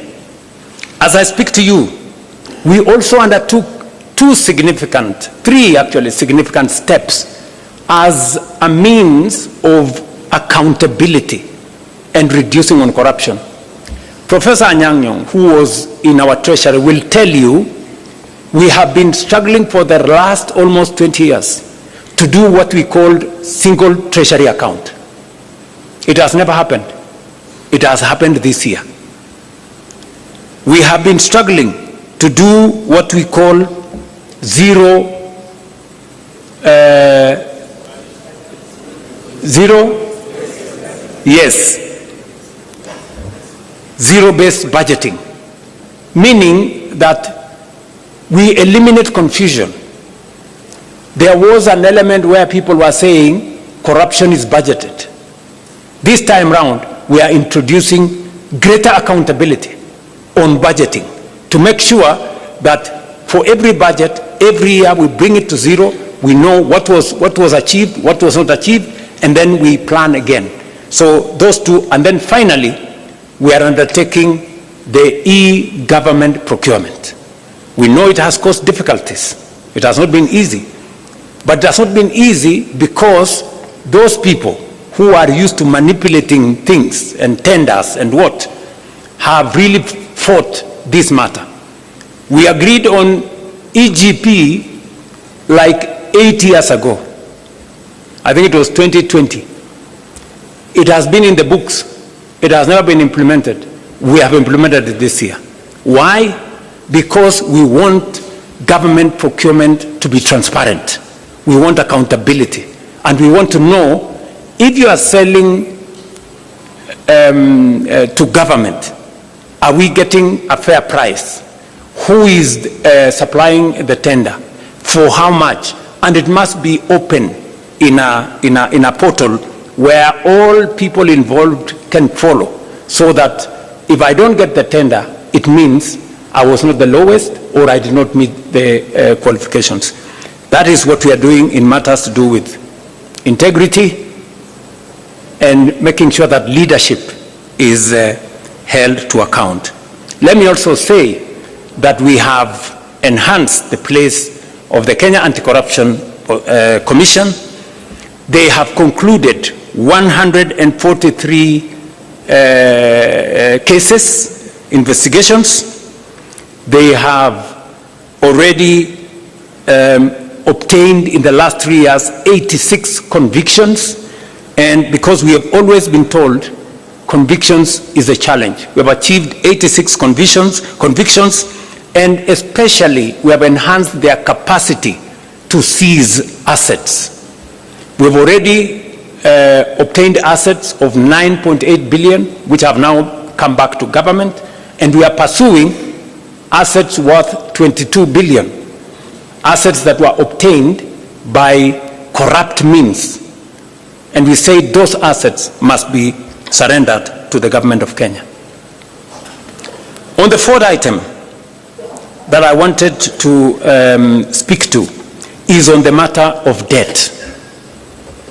In fact, if you look at the 10-point agenda, there was a bullet, standalone, national debt.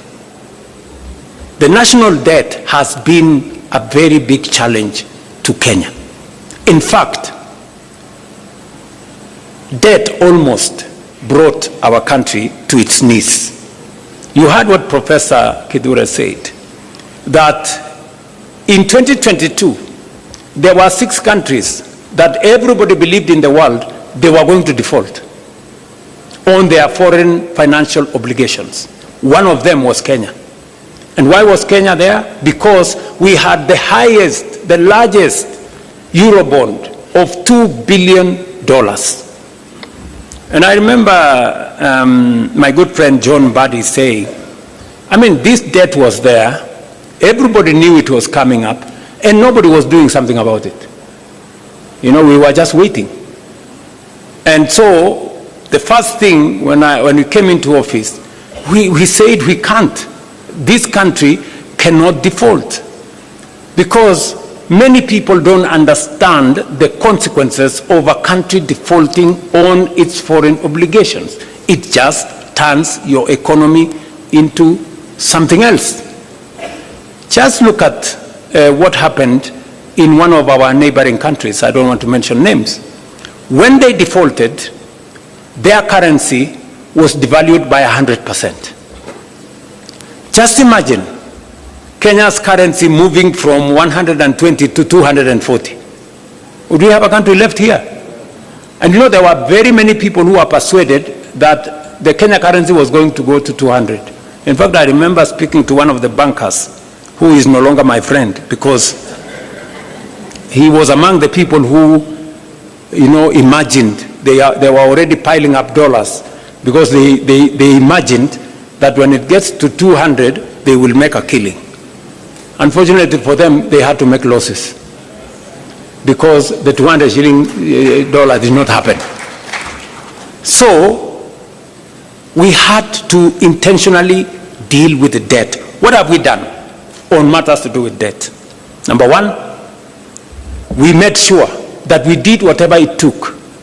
And I appreciate that I had to make some very difficult decisions for us to be able to escape that default. We had to cut down on spending by about 300 billion.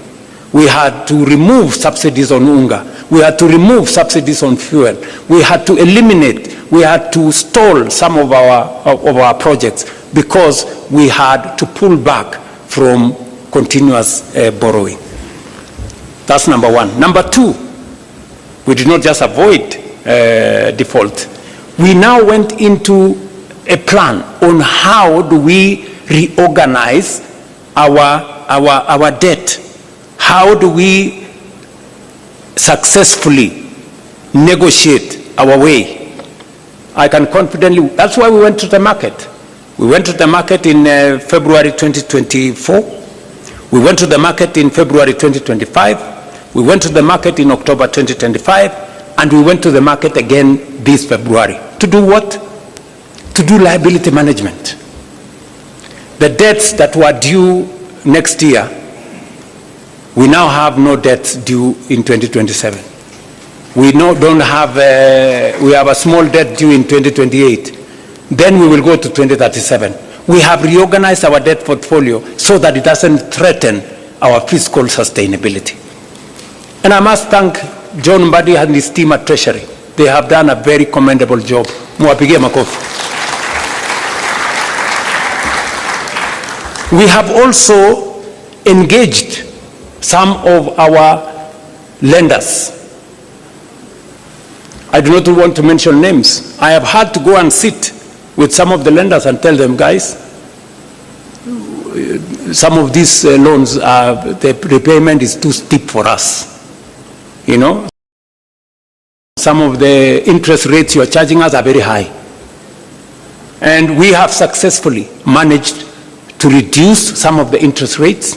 We have managed to change some of the structure of the debt so that instead of too much upfront payment, we have managed to negotiate to make them concessional. And today, I can confidently tell the country that we have avoided situations that would put a lot of strain in our budget. And number three, we have also decided that we are going to be innovative. We are going to be creative in how we do public assets. It is no longer tenable for us to continue borrowing. That is why we have said we are not taking any borrowing resources unless it is absolutely necessary. I see some people say there has been a disagreement between Kenya and the IMF. There is no disagreement. We have just agreed on what to do. We have agreed that if we need your money, we will come for it. If we don't need it, we will do with the resources we have. I mean, how does that amount to a disagreement? Are we together? Yes. I mean, is it wrong to be able to stand on your own and do your own stuff Is that a weakness or a strength? Yes, tumia akili bwana. So, what have we done? We have decided to have alternative instruments of financing our development. We went the route of securitization. Many people told us, oh, you are going to do this. Because of securitization, and I must thank members of parliament, when I negotiated with you and I told you guys, forgo these 7 shillings, it will help us raise money. We raised 175 billion shillings.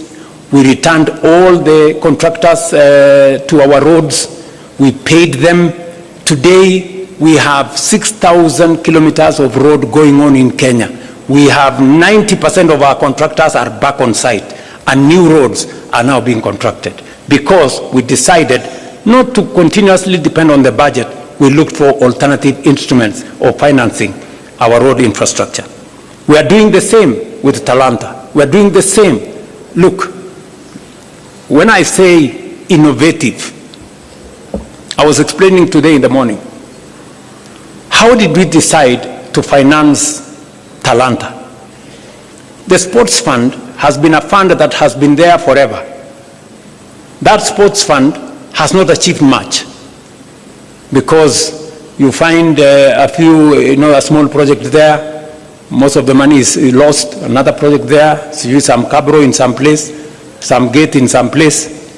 We decided that instead of spending this money with no accountability, let us consolidate it and do a big project.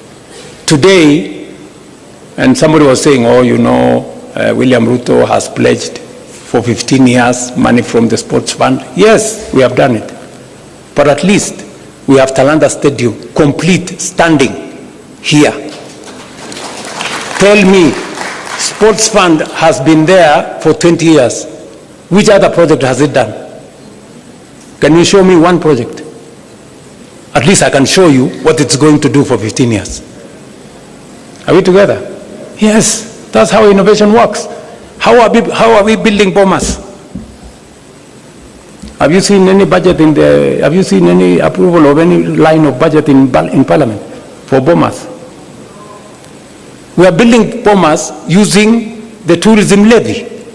Tourism levy has never done anything for this country for the last 30 years. Nothing. Kuna kitu mara sijui nini naenda kusponsor kitu moja hapo, naenda kusponsor pale, nagawiwa sijui waziri achukue pesa ngapi, sijui nani achukue pesa ngapi. Today, that money is building bombers.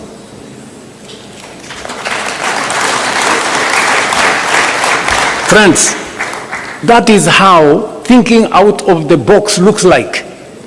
Kwani mlikuwa mnafikiri thinking out of the box ni kufanya kitu gani?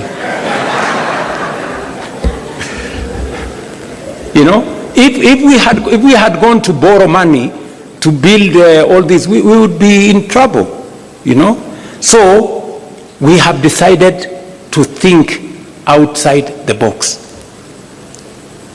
Securitization. We are discussing today proceeds from some of our mature assets. When we discussed about selling a stake in Kenya Pipeline, many people said, oh, you want to sell the family jewel, or you want to sell this. We've done privatization before.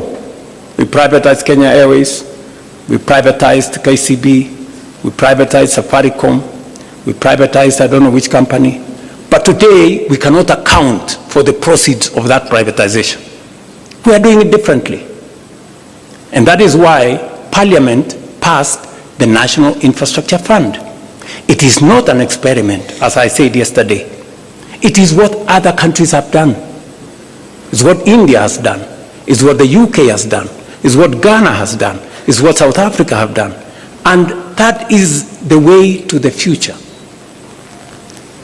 This morning, Leo, I rang the bell at Nairobi's Securities Exchange, and we collected 106 billion from the sale of our stake in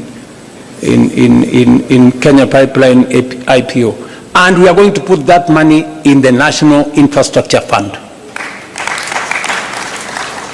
Let me explain to you. If we don't have the National Infrastructure Fund, the National Infrastructure Fund gives us a different leverage. It multiplies that 106 billion 10 times. You know, not through magic, no, through innovation, creativity, and financing. And that is how we are going to have additional resources to do our roads, to generate more energy, and to do what our senior here, party leader, was saying.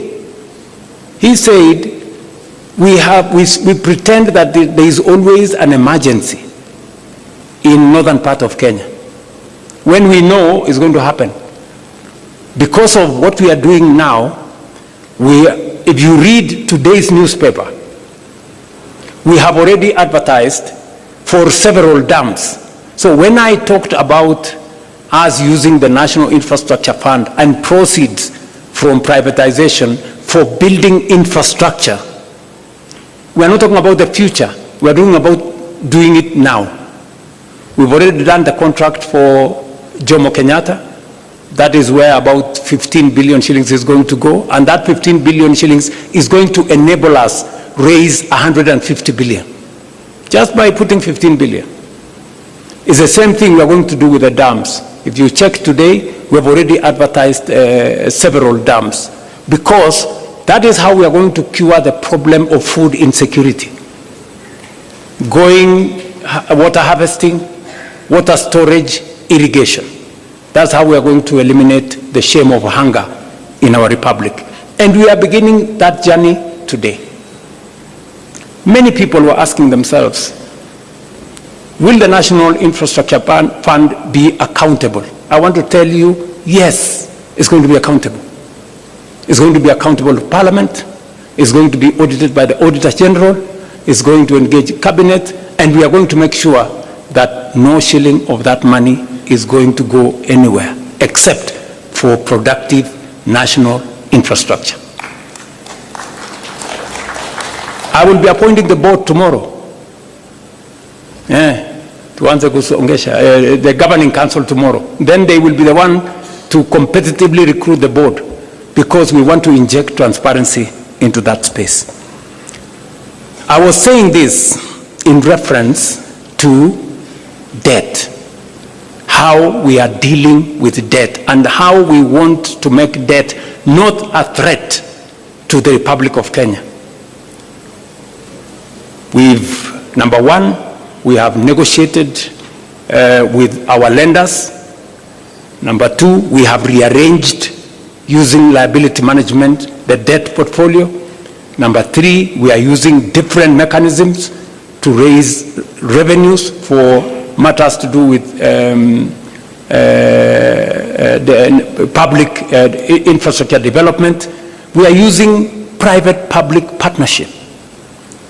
Finally, the Rironi-Mau Summit Road, we are not even investing money from the public. That is being built using private-public partnership. And that is how we are going to grow our country without putting too much burden on citizens on taxation or over borrowing from everywhere. So, national debt. So if anybody was doubting the commitment of the broad-based government or our commitment to the 10-point agenda, I have explained with clarity what we are doing, because we set up this exam ourselves. We wanted the highest standard for ourselves so that we can serve the Kenya people better. Let me go finally to one more issue, and that is the issue of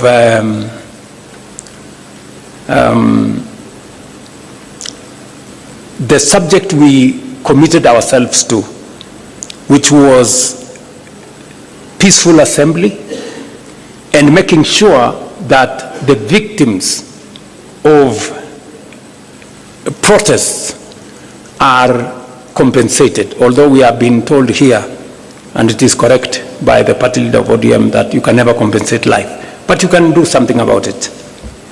What have we done? You know, many people are saying, oh yeah, maybe.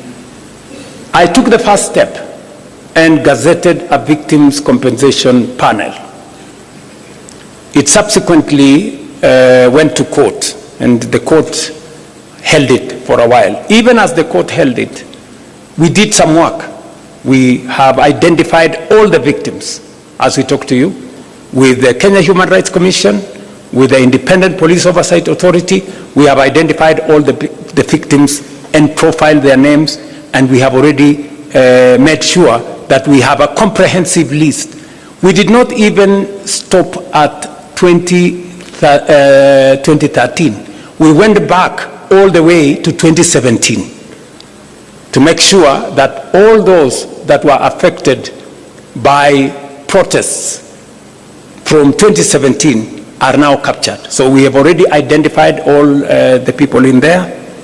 We have provided resources. You will be approving 2 billion shillings to make sure that we have the resources to compensate those people. Finally, the court came through and gave direction on how that process should be done. And last week, we now, in compliance with the decision of the court, last week we gazetted a panel, as was recommended by the court, to expedite this process. And it is our belief that unless something else happens, we should be able to conclude this exercise before June, so that we can all be in that space. But we are not stopping there. We are saying we want to look at the future.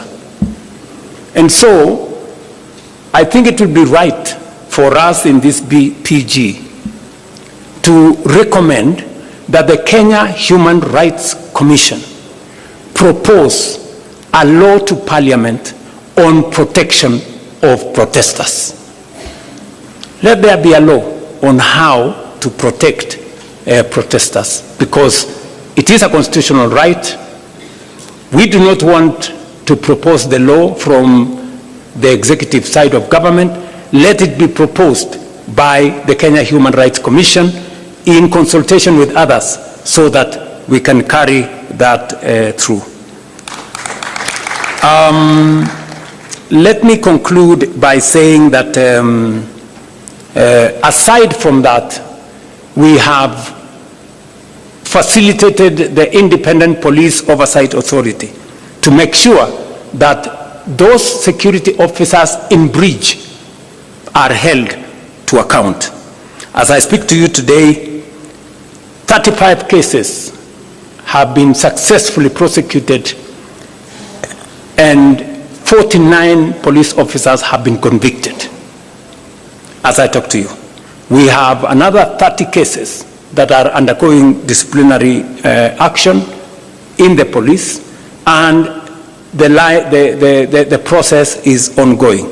We have implored on the Police Oversight Authority to appropriate this mandate as efficiently as they can, so that we can all move together in that same direction. On matters to do with the rule of law, I think it was explained to us here with a lot of clarity. Number one, we are facilitating the courts to make sure that they have the human capital to deliver on this mandate. I did swear in 11 judges of Court of Appeal. There is an ongoing process of hiring more judges. There is also an ongoing process of hiring more magistrates. We have provided the resources for that. We did provide also resources for the mobility of our judicial officers. They wanted some vehicles. We have provided the resources for them. They wanted the resources to do e-filing across the country. We have provided resources for them.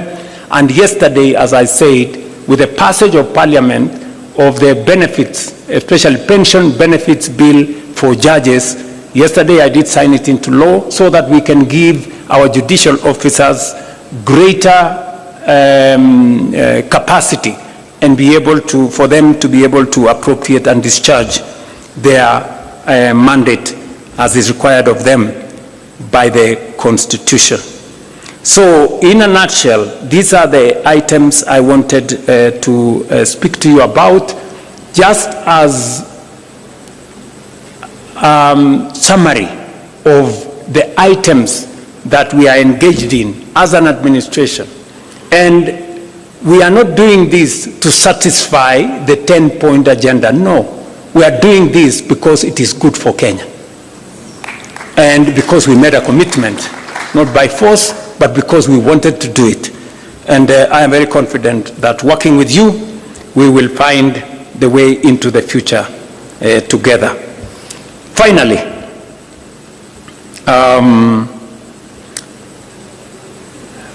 while some initiatives have taken longer due to parliamentary and other judicial procedures, we must now accelerate the passage of the laws that are there in Parliament. And I do recommend that we establish a mediation committee, a broad-based mediation committee, to negotiate between the two houses of Parliament so that we can fast-track whatever is remaining of the 10-point agenda.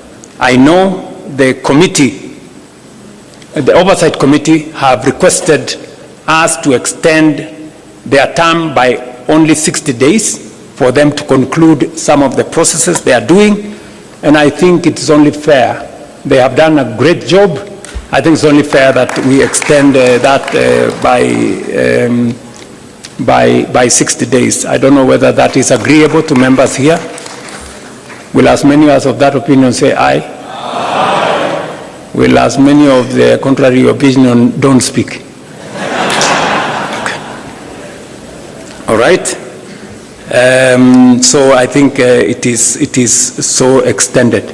And finally, I want to secure your concurrence that we ask the leadership of Parliament to establish a mediation, a broad-based mediation committee to negotiate on some of the issues that are outstanding on the NADGO bills that are in Parliament.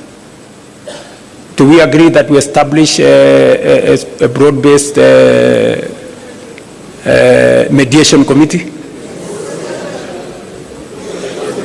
I put a question. Will as many as of that opinion that we establish a broad-based mediation committee say aye? Aye. Will as many as of the contrary opinion shut up? Okay, so I think that is that. And finally, I want to request that with where we have reached, I don't know whether this is the right point for us to say this.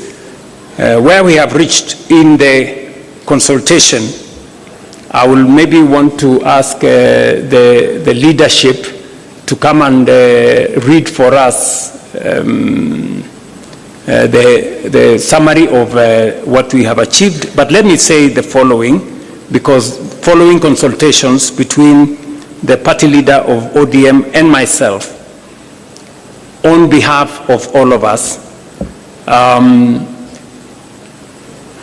the UDA Management Committee did endorse that we begin consultations between UDA Kenya Kwanza and ODM.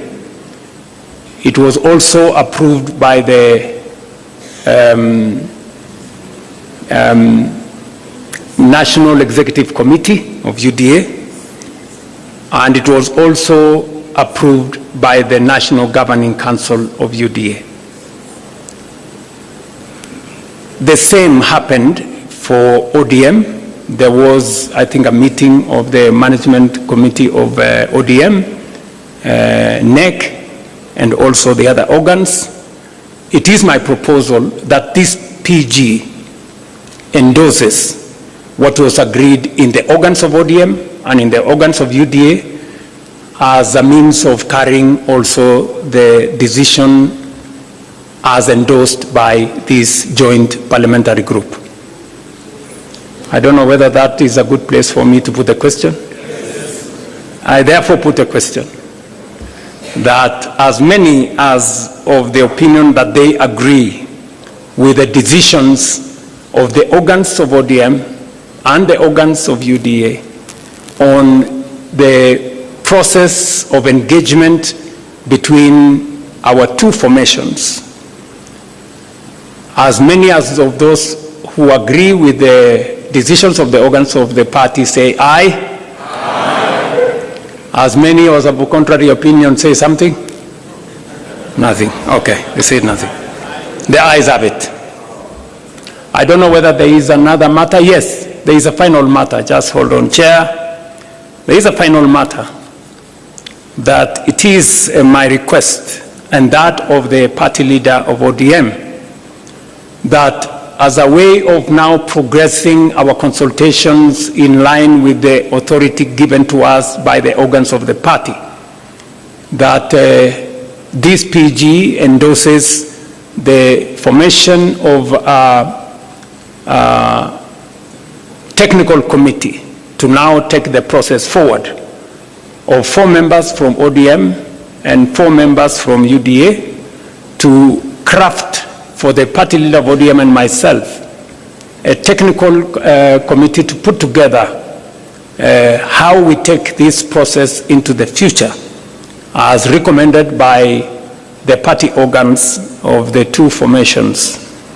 And we want to ask this PG to agree that we form a technical committee of 4 members each from UDA and ODM to take this process forward. As many as of that opinion say aye. Aye. As many as of a contrary opinion, if they want to say something, they have nothing to say. Okay, the ayes have it. Okay, it is, I think for good record, we should say the ayes have it. I think I have discharged my mandate as permitted by Daktari Senator Oburu Oginga. I did secure his concurrence that I undertake this exercise. So I want to say thank you very much. I leave now the other processes to the rest of the people. Yes, yes? You want to say something? Are you sure you want to say something?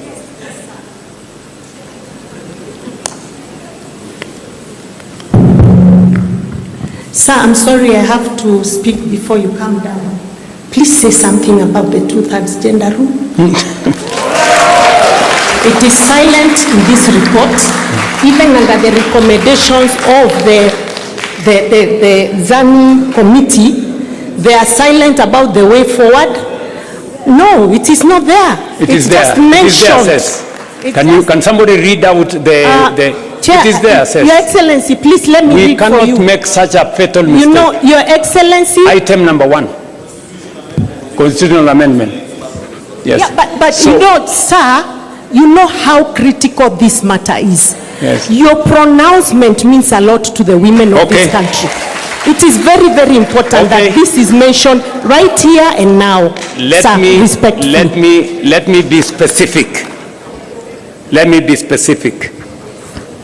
Part of the reason why we believe there is need for a broad-based mediation committee is because the constitutional amendments that have been proposed, including that specific one on 2/3 gender rule, we need as a broad-based to agree on a common position, both in the National Assembly and the Senate. And primarily, that is the reason why we are proposing that mediation committee. And we all agree in this PG that we are in support, at least party leader Oburu Oginga and myself support 100% the matter of the 2/3 gender rule, and this parliamentary group in its entirety, without any exceptions, support the 2-gender rule. Will ask 2/3 gender rule. Will as many as of that opinion say aye? Aye. Honestly says, we are all in. Yeah, we are all in. So thank you very much.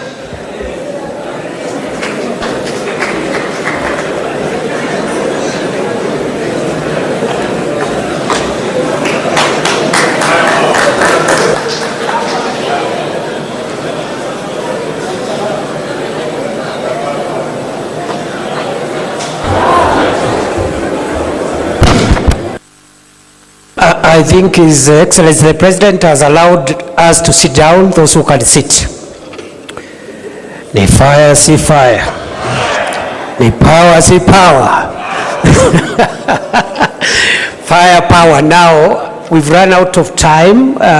We will very quickly conclude by acknowledging Your Excellency in this meeting. We have had the attendance of 137 National Assembly members of UDA and 68 from ODM.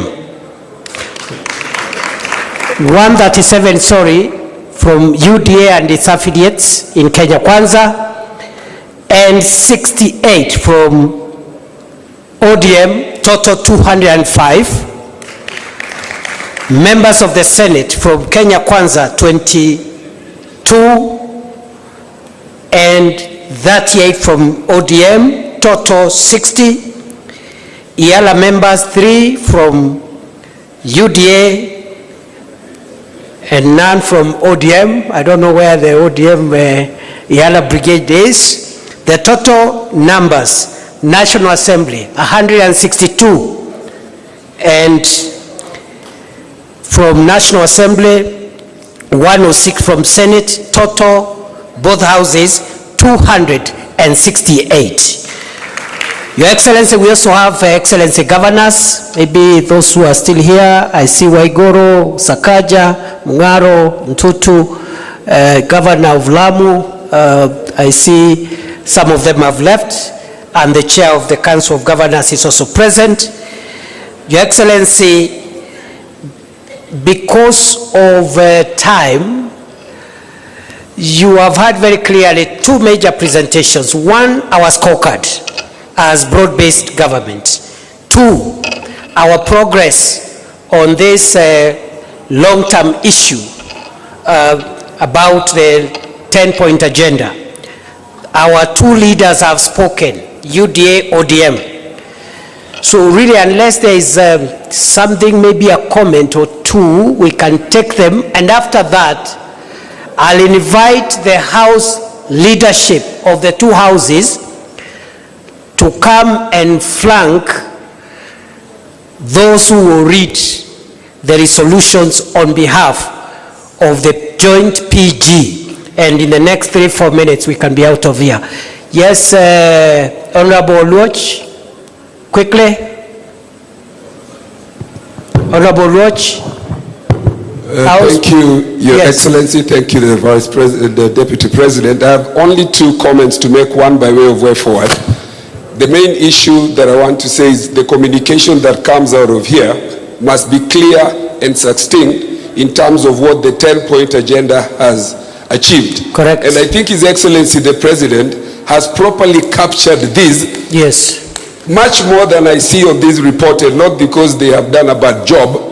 I think we must recall this document and capture what the President has said in terms of what has been achieved, so that what goes out to the public captures both what the President has said and what the committee work has done, so that we don't give any room for miscommunication. My second and last point on the issue of governance and the rule of law is to provide for a consideration on how we can strengthen political parties and continue to fund political parties as per the law required. Thank you, Your Excellency. Good job.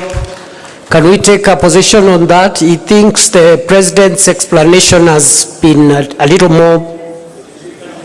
Yes. We can do an executive summary and release a dispatch maybe later today. Not immediately now. Release a dispatch on the 10-point agenda in a more comprehensive manner. So members of the press, you will have to wait until later in the day for that dispatch to be issued. And also the funding of political parties, I think we are in concurrence. Will as many of that opinion say aye? Aye. Will as many of contrary opinion say nay? The ayes have it. Right, other than that, any other comment? I think that was a very good input. I think we are good. Please, House leaders, one more from lady member there. The last one. Yes. A point of correction. Yes. Talanta Stadium is now Raila Amolo Odinga Stadium. Thank you. That should also be reflected for the corrected, record. Please. Thank you. Thank you very much. Now, I think this is a good position to end because of the pressure of the parliamentary time this afternoon. Thank you very much, the leaders of the both houses of parliament, both from the UDA and ODM side. We appreciate your giving us an opportunity to assist in the running of the affairs of this meeting. I now invite the leaders of both houses of parliament from both sides, UDA, ODM, to step forward and we'll get the resolutions read. After that, Gitonga, you will call for the national anthem. We conclude the meeting. Thank you. Thank you, DP. We'll ask Honorable Soro, Millie Odhiambo, if you're in the house, please step forward, and the two SGs.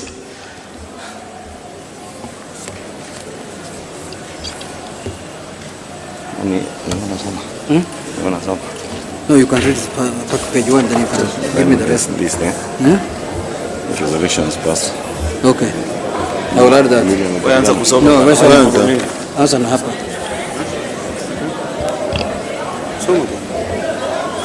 SG. Millie. Can come here. Break the answer.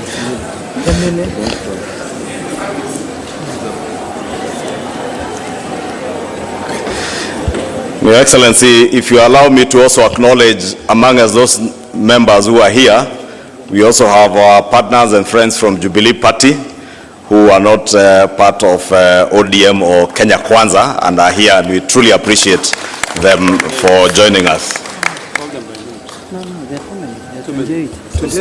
I'll now proceed to read the communique following the second joint ODM-UDA Parliamentary Group meeting held at the KICC today in Nairobi. The Joint Parliamentary Group of the United Democratic Alliance, UDA, and the Orange Democratic Movement, ODM, held its second meeting at the Kenyatta International Conference Center, Nairobi, on the 10th of March 2026. The meeting has reviewed progress made in the implementation of the broad-based government agenda over the past year and received a report from the Oversight Committee on the status of the 10-point agenda agreed upon under the Memorandum of Understanding between the two parties. The joint PG noted with satisfaction that approximately 80% of the agreed commitments have been implemented. The meeting reaffirmed that the Memorandum of Understanding between UDA and ODM is anchored on a 10-point agenda drawn largely from the recommendations of the National Dialogue Committee, NADCO, addressing key national priorities, including electoral reforms, the cost of living, governance, economic stability, and institutional reforms. Members have observed that the partnership has contributed significantly to political stability and created an enabling environment for the implementation of programs aimed at expanding economic opportunities, particularly for young people in our country, while strengthening sound economic management.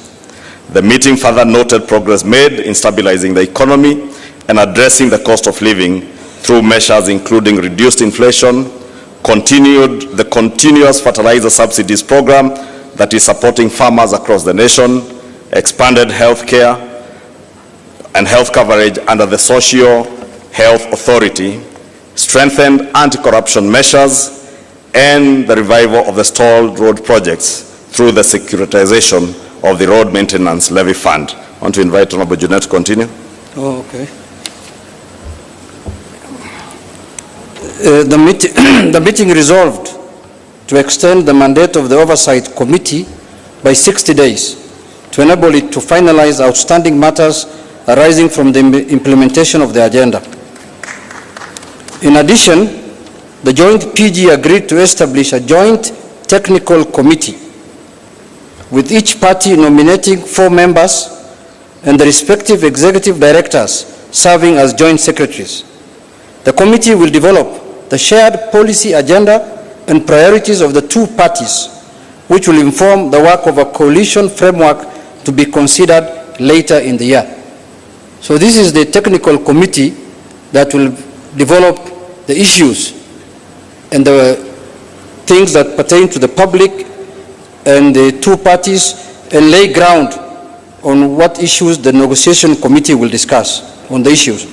The Joint Parliamentary Group reaffirmed its commitment to continued cooperation in the national interest and to advancing reforms aimed at strengthening Kenya's democracy, stabilizing the economy, and improving the livelihoods of the people of Kenya. The PG resolved to adopt all resolutions passed by organs of the parties. That is the end of our statement, and thank you very much, Your Excellency. In conclusion also, in the spirit of strengthening political parties, I want to bring to the attention of the PG that ODM is owed 12 billion shillings. I say their money, 12 billion. If we get that one, then we shall be very happy. Thank you. I think DP, I'll invite you back to help us close the meeting and request members of the House Business Committee in both houses, please, immediately after this meeting, Honorable TJ, let us proceed straight into the meeting for the House Business Committee. Thank you. And with that, I'll request that we all be upstanding for the national anthem, which is our joint prayer as we come to the conclusion of this session. So let's all be upstanding for the national anthem. The anthem.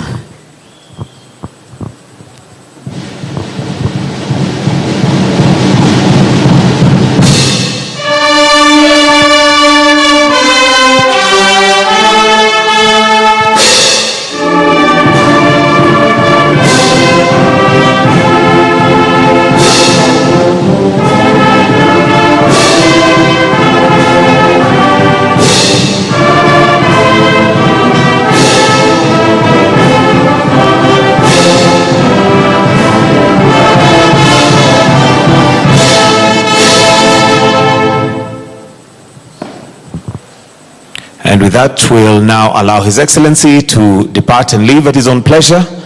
Do have yourselves a wonderful afternoon. Thank you, and God bless.